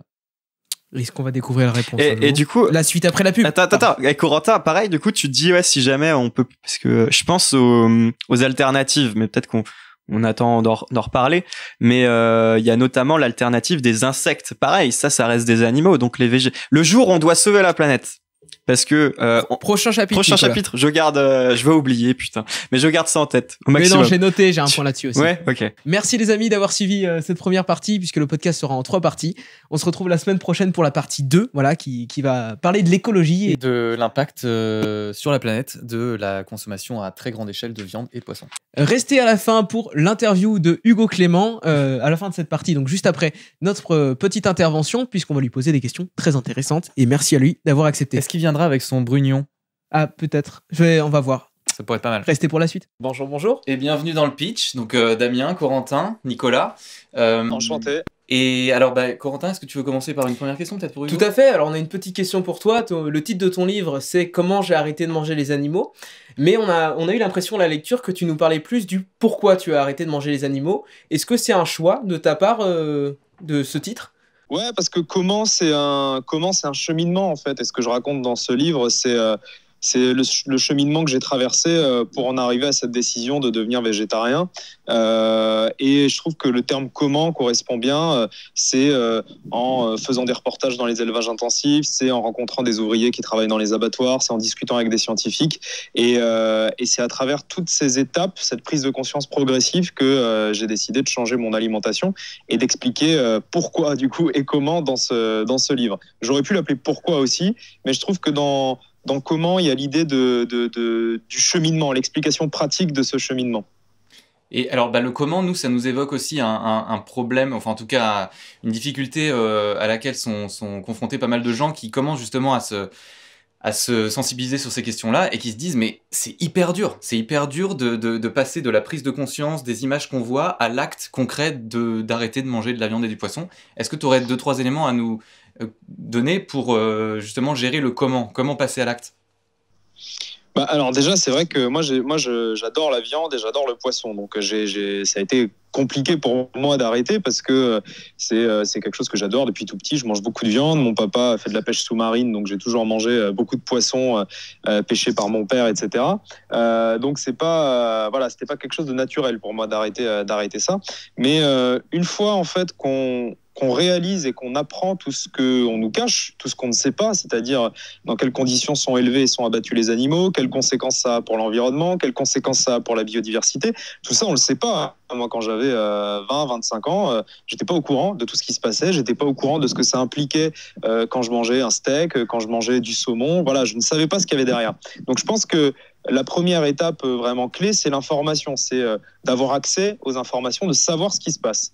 Et il y a une phrase très célèbre de Paul McCartney qui dit que si tous les abattoirs avaient des murs en verre, tout le monde serait végétarien. Et je trouve que, bon, c'est peut-être un peu caricatural, mais ça traduit quand même bien l'idée que le business de l'agro-industrie, le business de la pêche industrielle repose uniquement sur l'incapacité pour les consommateurs de savoir ce qui se passe. Parce qu'à partir du moment où tu sais ce qui se passe, à partir du moment où tu sais ce que ça implique, il ne peut y avoir que de la remise en question. Voilà. Et tout le monde passe par ces étapes-là. Donc moi, le comment arrêter de manger des animaux, déjà, j'ai envie de dire que c'est un truc très personnel. C'est-à-dire que ce livre, je ne l'ai pas appelé « Pourquoi vous devez arrêter de manger les animaux », je l'ai appelé « Comment j'ai arrêté de manger les animaux ». Donc l'idée, c'est pas du tout de dire aux gens « Il faut absolument devenir végétarien, il faut devenir vegan, faites ci, faites ça ». Moi, je suis personne pour dire aux gens ce qu'ils doivent manger ou ce qu'ils doivent pas manger. Donc l'idée de ce livre, c'est vraiment un travail d'information, de donner les informations accessibles aux gens pour qu'ils puissent ensuite prendre leurs décisions pour eux-mêmes, avec toutes les clés pour prendre ces décisions-là. Et ce qui est très important, et je le dis dans le livre, c'est que même si on ne devient pas végétarien, même si on ne devient pas vegan, on peut quand même réduire un peu sa consommation, on peut éviter certains produits, en favoriser d'autres, éviter les produits issus de l'élevage industriel pour se tourner plus vers des produits issus d'un élevage plus artisanal, éviter d'acheter certains poissons qui sont pêchés avec des méthodes de pêche destructrices, qui tuent notamment les dauphins, qui dévastent les fonds marins. Bref, il y a plein de manières d'agir, autres que simplement devenir végétarien ou vegan, ce qui évidemment a un impact énorme. En devenant végétarien ou vegan, on a beaucoup d'impact sur les animaux, l'environnement, mais on peut aussi simplement réduire et déjà être dans une démarche super positive qui doit être encouragée. Je pense qu'il ne faut pas tomber dans un tout ou rien. Voilà, c'est pas soit vous devenez végétarien ou vegan et vous êtes quelqu'un de bien, soit vous ne l'êtes pas et vous êtes un salaud. Je pense qu'il ne faut vraiment pas tomber là-dedans. On peut manger de la viande et être quelqu'un de super, on peut manger du poisson et être quelqu'un de super. Il n'y a pas de souci là-dessus, mais ce qu'il faut faire, en tout cas, c'est de réduire cette consommation. Voilà, ça c'est indispensable, c'est ce que disent tous les scientifiques. Le niveau actuel de consommation de viande et de poisson est incompatible avec le bien-être des animaux. Un animal ne peut pas être heureux dans un élevage intensif, ce n'est pas possible, et est incompatible aussi avec le combat climatique. Si on continue à manger autant de viande et autant de poissons qu'on mange aujourd'hui, malheureusement, on sait ce qui va se passer, on va dans le mur, c'est ce que disent les scientifiques.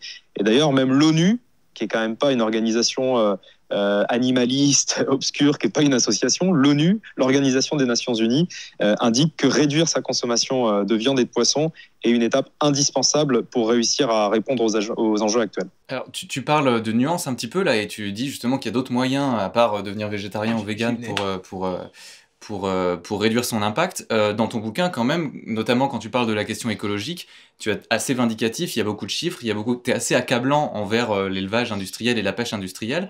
Est-ce que tu n'as pas peur de justement manquer un peu de nuances? Parce qu'il y aura plein de gens qui vont te dire oui, mais il y a une diversité énorme dans les agricultures, dans les différents élevages, il y a des gens qui sont plus qui font preuve d'un petit peu plus de Bien sûr. Voilà, méfiance. Bien sûr, c'est ce que je dis dans le livre. Il y a pas que l'élevage intensif, il n'y a pas que l'élevage industriel. Il y a des éleveurs qui essaient de travailler dans le respect des animaux et le respect de l'environnement. Bien sûr que ça existe. Mais ce que je dis aussi dans le livre, c'est qu'il faut voir la réalité des chiffres aujourd'hui. La norme aujourd'hui en France, en Europe et globalement dans tous les pays riches, c'est l'élevage intensif. Par exemple, si vous prenez les cochons, en France, 99% des cochons sont élevés dans des bâtiments fermés et ne voient jamais l'extérieur. 95% des cochons sont élevés dans des bâtiments fermés dans lesquels il n'y a même pas de paille, de boue ou de matière organique. 95% des cochons sont sur des grilles qu'on appelle des caillebotis à travers lesquelles passent leurs excréments. Et donc toute leur vie, ils sont enfermés sur du fer ou du plastique, du métal ou du plastique. Ils ne voient jamais la lumière du jour, ils sortent jamais à l'extérieur, ils respirent pas à l'extérieur. Le seul moment où ils sortent de l'élevage, c'est pour partir à l'abattoir dans un camion. Ça, c'est la réalité de l'élevage porcin aujourd'hui, 95%. Donc oui, il y a 1% d'éleveurs qui font de l'élevage en plein air de cochons en France. Ils existent, effectivement, mais c'est 1%. Si vous prenez les poulets, par exemple les poulets de chair, donc les poulets qu'on mange, parce qu'il y a deux types de poulets, il y a les poules pondeuses, qui sont destinées uniquement à faire des œufs, et ensuite qui sont consommés, mais en général pas en France, parce que c'est de la viande de mauvaise qualité, et les poulets de chair, donc les poulets qui sont élevés pour la consommation de leur chair. Plus de 80% des poulets de chair en France vivent dans des élevages extrêmement intensifs, où des milliers, voire des dizaines de milliers de volailles sont entassées dans des hangars avec un espace de vie par volaille qui correspond à peu près à une feuille A4. Je vois que tu as une feuille A4 dans la main. Ça, c'est l'espace moyen de vie d'un poulet dans un élevage intensif. Voilà, c'est là-dessus qu'il vit. Donc, plus de 80% des poulets de chair en France, c'est de l'élevage ultra intensif. Vous prenez du lapin, 99% des lapins en France sont élevés en cage. Les dindes, les cailles, c'est de l'élevage en cage. Majoritairement. Les canards élevés pour leur foie gras sont majoritairement élevés dans des élevages intensifs. Vous prenez les truites, les saumons qui viennent de pisciculture, qui sont dans des élevages ultra intensifs en grande majorité. Vous prenez même le bovin. Alors le bovin, c'est un peu l'exception. C'est souvent ce que les syndicats agricoles, les défenseurs de l'industrie agroalimentaire mettent en valeur, c'est l'image de la vache dans le pré, etc. Alors oui, effectivement, en France, la majorité de l'élevage bovin, pour les bovins destinés à faire de la viande, c'est encore de l'élevage où les animaux ont accès au pâturage, ont accès au plein air, ne sont pas enfermés dans des bâtiments. Mais déjà, l'élevage intensif se développe de plus en plus pour l'élevage laitier, par exemple. On peut parler de la fameuse ferme des 1000 vaches qui a été abandonnée récemment, mais on voit bien l'idée qui est d'entasser toujours plus d'animaux dans un espace réduit. Et ensuite, il faut relativiser l'importance des bovins qui, en nombre d'animaux élevés et abattus en France, représentent moins de 5% des animaux élevés et abattus en France. Donc plus de 95% des animaux qu'on élève et qu'on tue en France ne sont pas des vaches. Donc voilà, il faut déconstruire un peu toutes les images que la publicité et que les communicants nous mettent en tête, qu'on voit les pubs à la télé pour les fabricants de viande. On a toujours l'impression que c'est des animaux qui sont à l'extérieur, au soleil, entre copains, qui s'amusent. Ça, c'est de la communication, c'est de la publicité. La réalité des chiffres, et qui ne sont pas des chiffres que j'ai inventés, qui sont des chiffres qui sont donnés par les filières d'élevage elles-mêmes. Par exemple, les 95% de cochons élevés en bâtiment fermé sur Caillebotis, c'est la filière du porcin qui donne ces chiffres-là. Donc, voilà, la réalité aujourd'hui, c'est l'élevage intensif. Ça ne veut pas dire que l'élevage non intensif n'existe pas. Il existe, mais il est extrêmement minoritaire. Donc, quand vous allez... Qu'est-ce que ça veut dire concrètement ? Quand vous allez dans un supermarché acheter du jambon, vous êtes quasiment certain que c'est du cochon qui a été élevé dans un élevage intensif. Dans ton livre, on a toute cette portion du bouquin qui parle de la maltraitance animale, de la souffrance animale. Tu as aussi un chapitre sur l'écologie qu'on a abordé juste avant. Il y a une des possibles solutions, en tout cas ouverture qu'on a abordé dans le podcast en rapport avec ton livre, c'est tout ce qui est consommation de protéines d'insectes, tout ce qui est aussi l'évolution de la viande synthétique. Est-ce que tu as un avis là-dessus ? Est-ce que tu as des petites pensées, des recherches que tu as fait ? Est-ce que c'est loin ? Est-ce que c'est proche de nous ? Est-ce que ça va arriver ? Je pense que à la fois pour la protéine d'insectes et pour la viande de laboratoire, ça reste voilà, c'est très très marginal aujourd'hui. On peut pas, c'est pas un vrai enjeu de société en tout cas aujourd'hui, puisque moi j'ai jamais mangé de viande synthétique. Je pense que c'est votre cas aussi. Je sais même pas où on peut en trouver. Je sais même pas si c'est commercialisé aujourd'hui en France. À Singapour, je pense pas d'ailleurs. Donc on est voilà. Pour moi c'est un peu une manière de dévier le débat et d'oublier la situation et l'importance de la situation aujourd'hui, qui est qu'on tue 3 millions d'animaux tous les jours en France et que l'écrasante majorité de ces animaux sont entassés dans des élevages intensifs. Ça, c'est l'enjeu aujourd'hui. On peut parler des insectes, on peut parler de la viande de culture, etc. Mais l'urgence, c'est déjà d'arrêter l'élevage intensif. Voilà, ça, c'est l'urgence. Une fois qu'on aura réglé ce problème-là, et on est loin de l'avoir réglé, on pourra peut-être s'intéresser, est-ce qu'on peut manger de la viande de synthèse, est-ce que c'est mieux que de l'élevage artisanal, etc., etc. Mais je pense qu'il ne faut pas se perdre trop dans ces prospectives-là, parce que c'est un peu une manière de ne pas voir la réalité aujourd'hui, quoi. Et puis surtout, je pense que les végétariens le montrent au quotidien. Les études qui sont menées sur la santé des végétariens ou des véganes concluent plus ou moins toutes la même chose. C'est qu'il est possible d'être en bonne santé et d'être végétarien ou d'être végane. C'est absolument pas indispensable de manger de la viande ou du poisson pour être en bonne santé. Donc que cette viande soit issue de laboratoire ou pas, c'est pas indispensable. Voilà, c'est un plaisir gustatif, la viande, c'est un plaisir gustatif, et je sais de quoi je parle, le poisson, parce que j'adore ça. Donc je peux comprendre que ce soit un vrai plaisir, mais c'est pas une nécessité. Voilà, c'est pas quelque chose qui est indispensable pour être en bonne santé. Et ça, je pense qu'il faut vraiment déconstruire ces choses-là et sortir un peu d'idées reçues. Moi, j'ai une petite aujourd'hui qui a 14 mois. Elle n'a jamais mangé un bout de viande et jamais un bout de poisson, et elle est en très bonne santé. Elle est au-dessus des courbes pour son âge en termes de poids et de taille. Tout va bien, et il est possible de ne pas manger de viande et de poisson tout en étant en très bonne santé, y compris pour les enfants.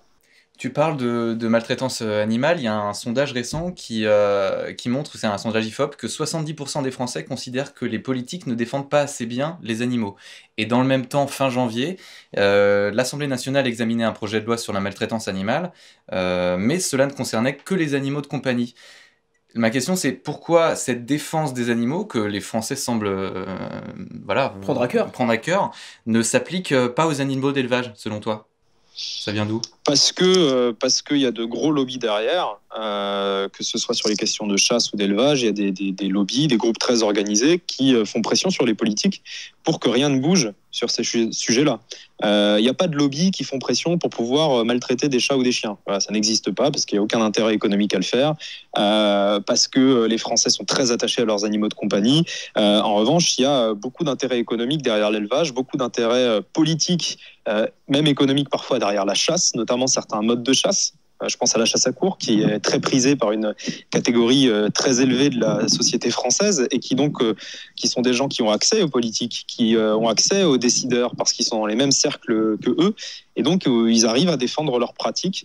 Voilà, pour moi c'est la raison, c'est que si cette loi n'a pas abordé les questions d'élevage et de chasse, c'est pour ne pas froisser ces lobbies-là et pour ne pas prendre de risques en termes politiques sur ces questions-là. C'est beaucoup plus facile de faire des lois sur les animaux de compagnie que de faire des lois sur les animaux d'élevage.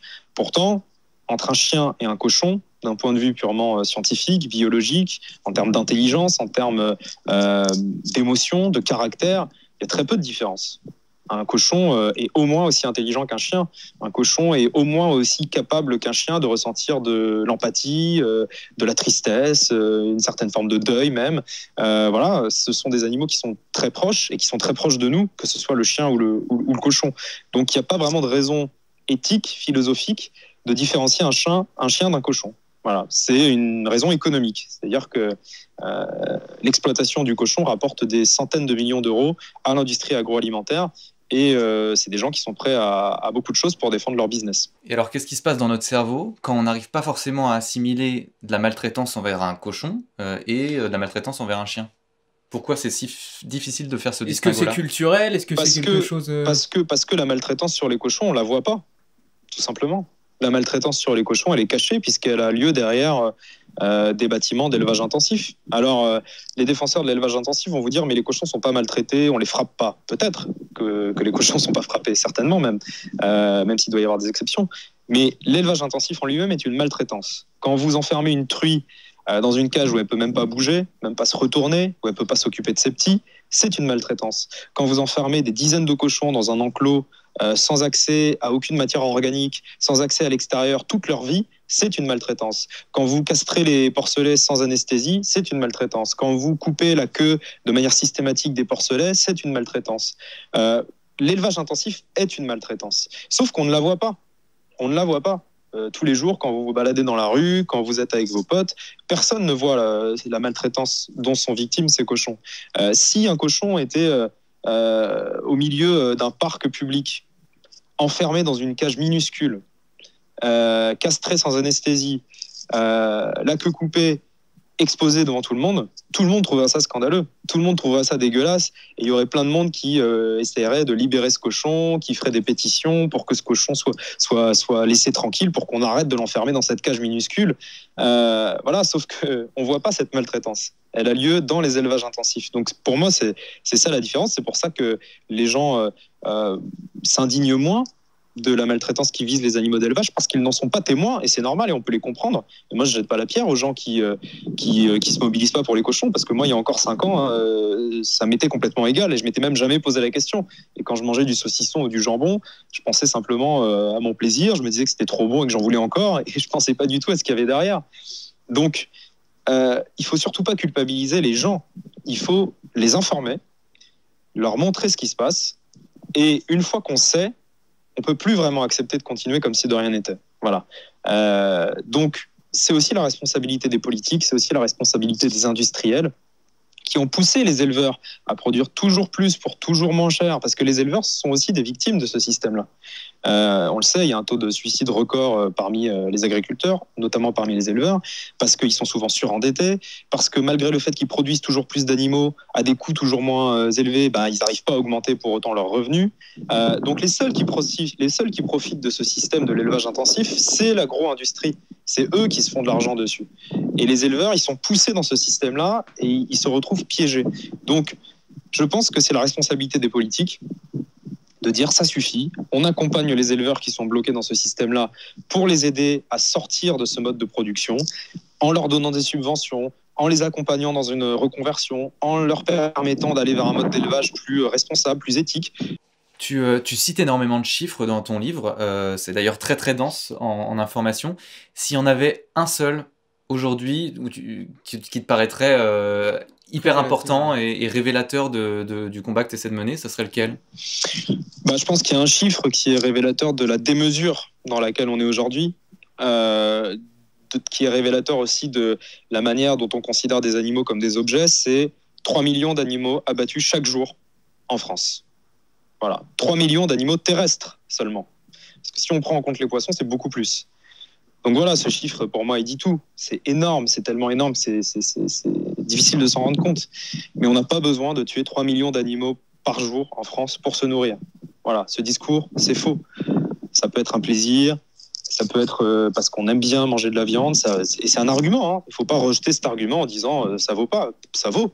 Mais arrêtons de faire croire aux gens qu'on a besoin de tuer 3 millions d'animaux par jour pour se nourrir. C'est faux. On mange trop de viande. Tout le monde le dit. Que ce soit les scientifiques spécialistes du climat, que ce soit les scientifiques spécialistes du bien-être animal, que ce soit les spécialistes de notre santé. Les agences de santé publique recommandent toutes de manger moins de viande, notamment moins de viande rouge et moins de viande transformée comme la charcuterie. C'est mauvais pour la santé, on le sait, c'est connu depuis des décennies. Le niveau actuel de consommation de viande est beaucoup trop élevé et augmente le risque de cancer, augmente le risque d'obésité, de maladies cardiovasculaires, etc.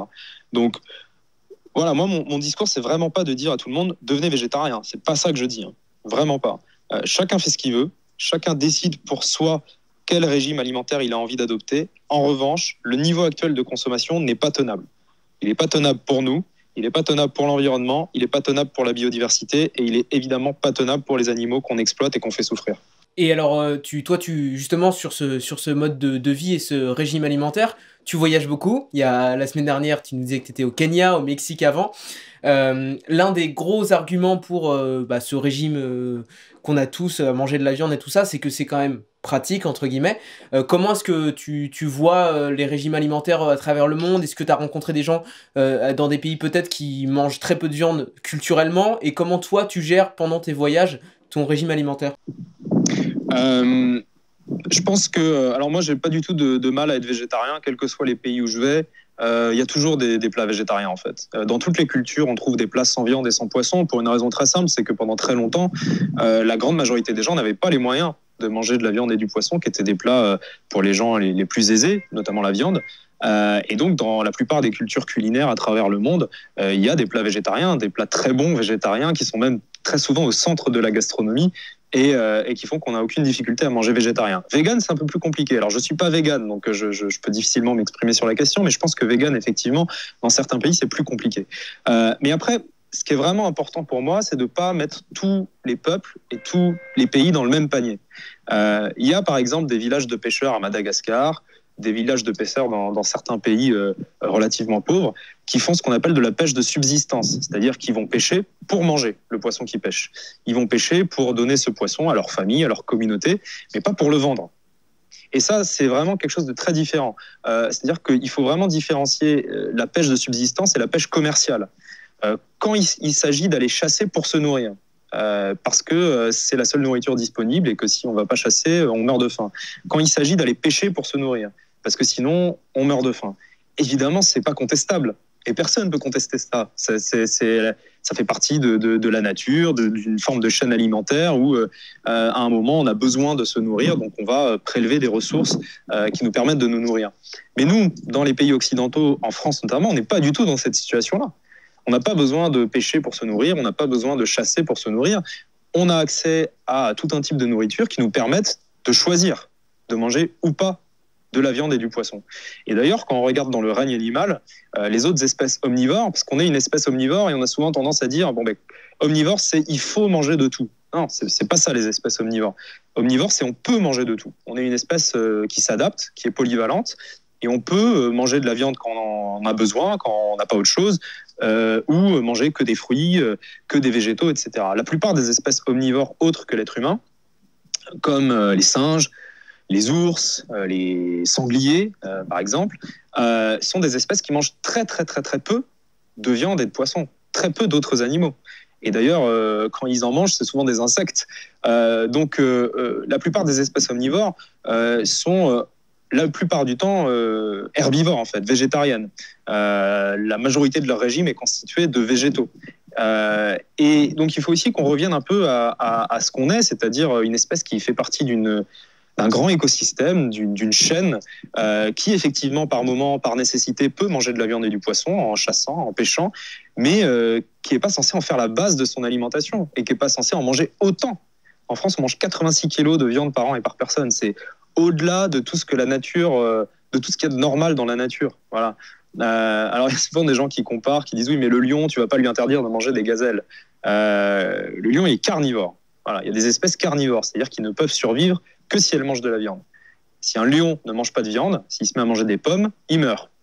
Voilà, c'est aussi simple que ça. C'est pas notre cas. C'est pas notre cas. Je suis végétarien, je suis pas mort. Je vais très bien et c'est le cas de plein de personnes. Donc voilà, il faut remettre un peu de contexte dans tout. C'est pas parce qu'il y a certains pêcheurs à Madagascar qui vont pêcher parce qu'ils en ont besoin pour survivre que ça justifie la pêche industrielle chez nous. C'est pas parce que le lion mange la gazelle que ça justifie qu'on tue 3 millions d'animaux par an en France pour les manger alors qu'on n'en a pas forcément besoin. Et d'ailleurs,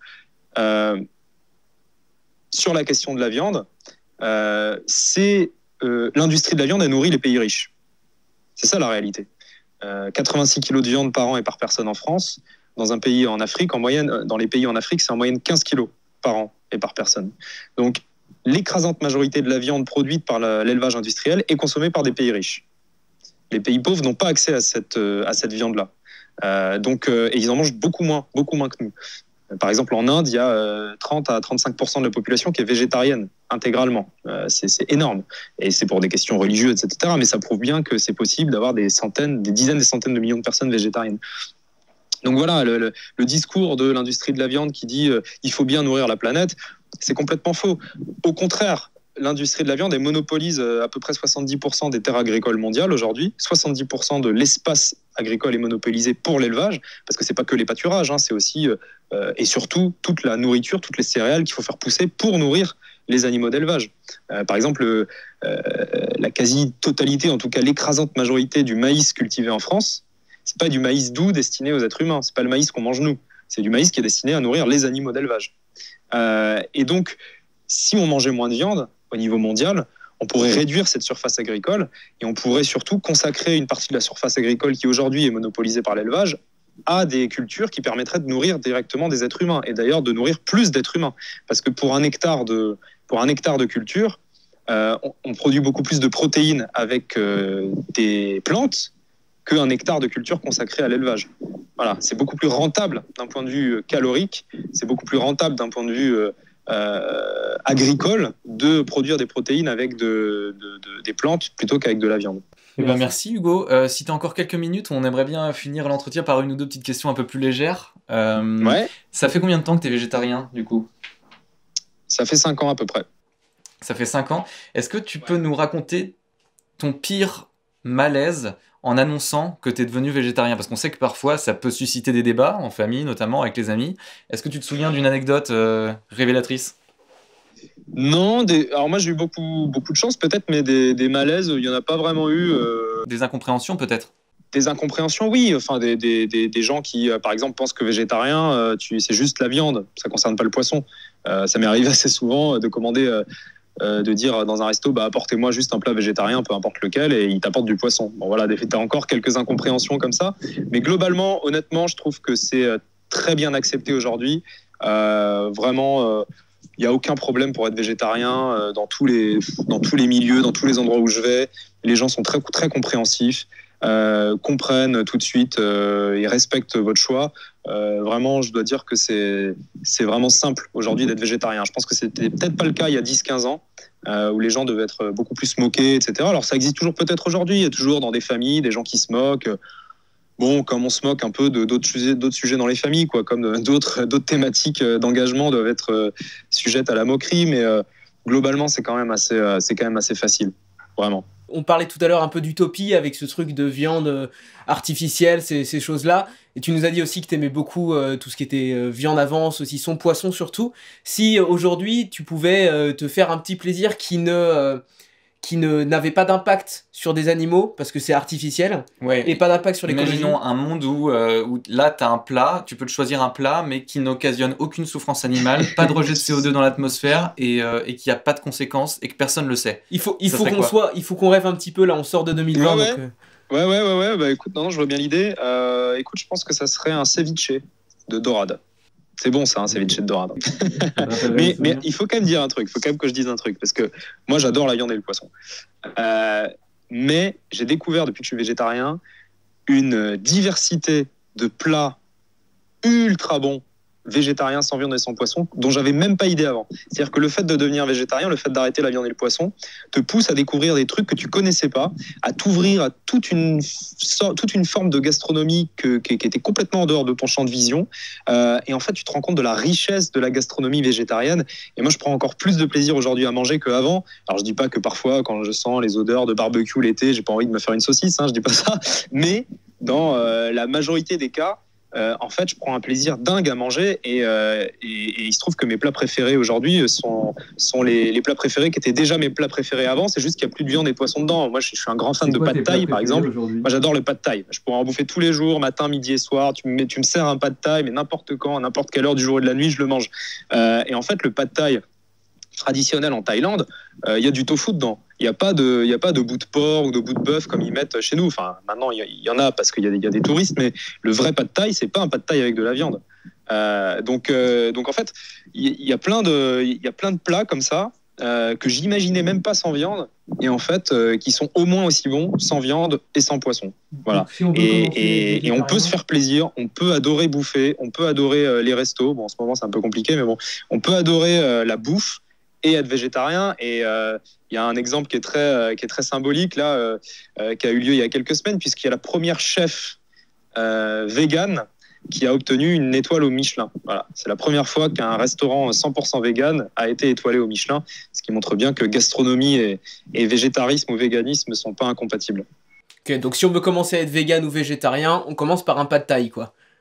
On commence par ce que vous voulez. Tous les plats les plus populaires, tu prends les pizzas, tu prends les pâtes, tu prends les gratins, les plats à base de riz, tout ça. Tu peux faire des versions végétariennes sans aucun problème. Moi, j'adore les pizzas aussi. Dans toutes les pizzerias où je vais pour acheter des pizzas, il y a des super recettes sans viande et sans poisson qui sont ultra bonnes. Et d'ailleurs, souvent mes potes qui sont avec moi et qui commandent une pizza avec de la viande, ils me piquent plus les parts à moi qu'ils finissent les leurs, quoi. Donc, il y a vraiment de quoi se faire plaisir. Si tu avais aujourd'hui un ou deux conseils culinaires à donner aux gens qui veulent découvrir un plat végétarien qu'ils connaissent pas. Il y en a tellement. Alors attends, il faut que je me creuse la tête pour en choisir un peu original parce que... attends, je demande à Alex. Un plat végétarien à absolument découvrir parmi tous les plats végétariens. Le curry, t'as dit, c'est vrai. Curry, trop bon. Et sinon, il y a aussi tous les plats africains en version végétarienne. Il y a le mafé végétarien. Ça, c'est trop bon. Le mafé, il est... Ouais, le yassa. Ouais. Yassa, massé végétarien et vegan, c'est une tuerie. Une tuerie. Hein? Oui, mafé, pardon. Yassa, mafé. J'ai fait un mix, j'ai fait yassé. Yassa. Ah, j'y arrive plus! Yassa, mafé, c'est une tuerie. Risotto champignons, risotto fromage champignon, risotto truffe, les légumes farcis, végétariens, tous les gratins, toutes les pâtes, là, les pâtes au girolles. Laisse tomber, je peux t'en faire une liste pendant 2 heures. Et ça coûte pas plus cher en plus. Mais ça coûte pas plus cher, non, mais ça coûte moins cher de manger végétarien. Alors au resto, c'est à peu près kiff-kiff, je pense. Mais par contre, chez toi, au quotidien, ce qui coûte le plus cher au supermarché ou au marché, c'est la viande et le poisson. Hein. C'est ça qui coûte le plus cher. Donc forcément, quand tu supprimes la viande et le poisson, et que tu le remplaces pas par des produits industriels végétariens transformés qui sont d'ailleurs pas forcément meilleurs hein, pour la santé, mais que tu le remplaces par des légumes et des fruits frais, par des céréales, des légumineuses, des trucs, voilà, des produits de saison frais et trop bons, bah en fait ton budget nourriture il diminue quand tu supprimes la viande et le poisson. Après au resto, c'est vrai qu'honnêtement ça change pas grand chose. Hein. Je pense que les plats végétariens ou véganes ils coûtent aussi cher que les plats avec de la viande. Bah, merci beaucoup pour cette liste. Merci beaucoup, Hugo. Ouais. Bah, de rien. Merci à toi. Bah, merci à toi, profite du soleil et puis merci à Alexandra pour l'assistance. Ouais, je lui dirai. Je te remercie pour les idées de plats. Voilà. Et bonjour à la Bretagne. Ça roule. Merci, salut Hugo. Salut les gars, ciao.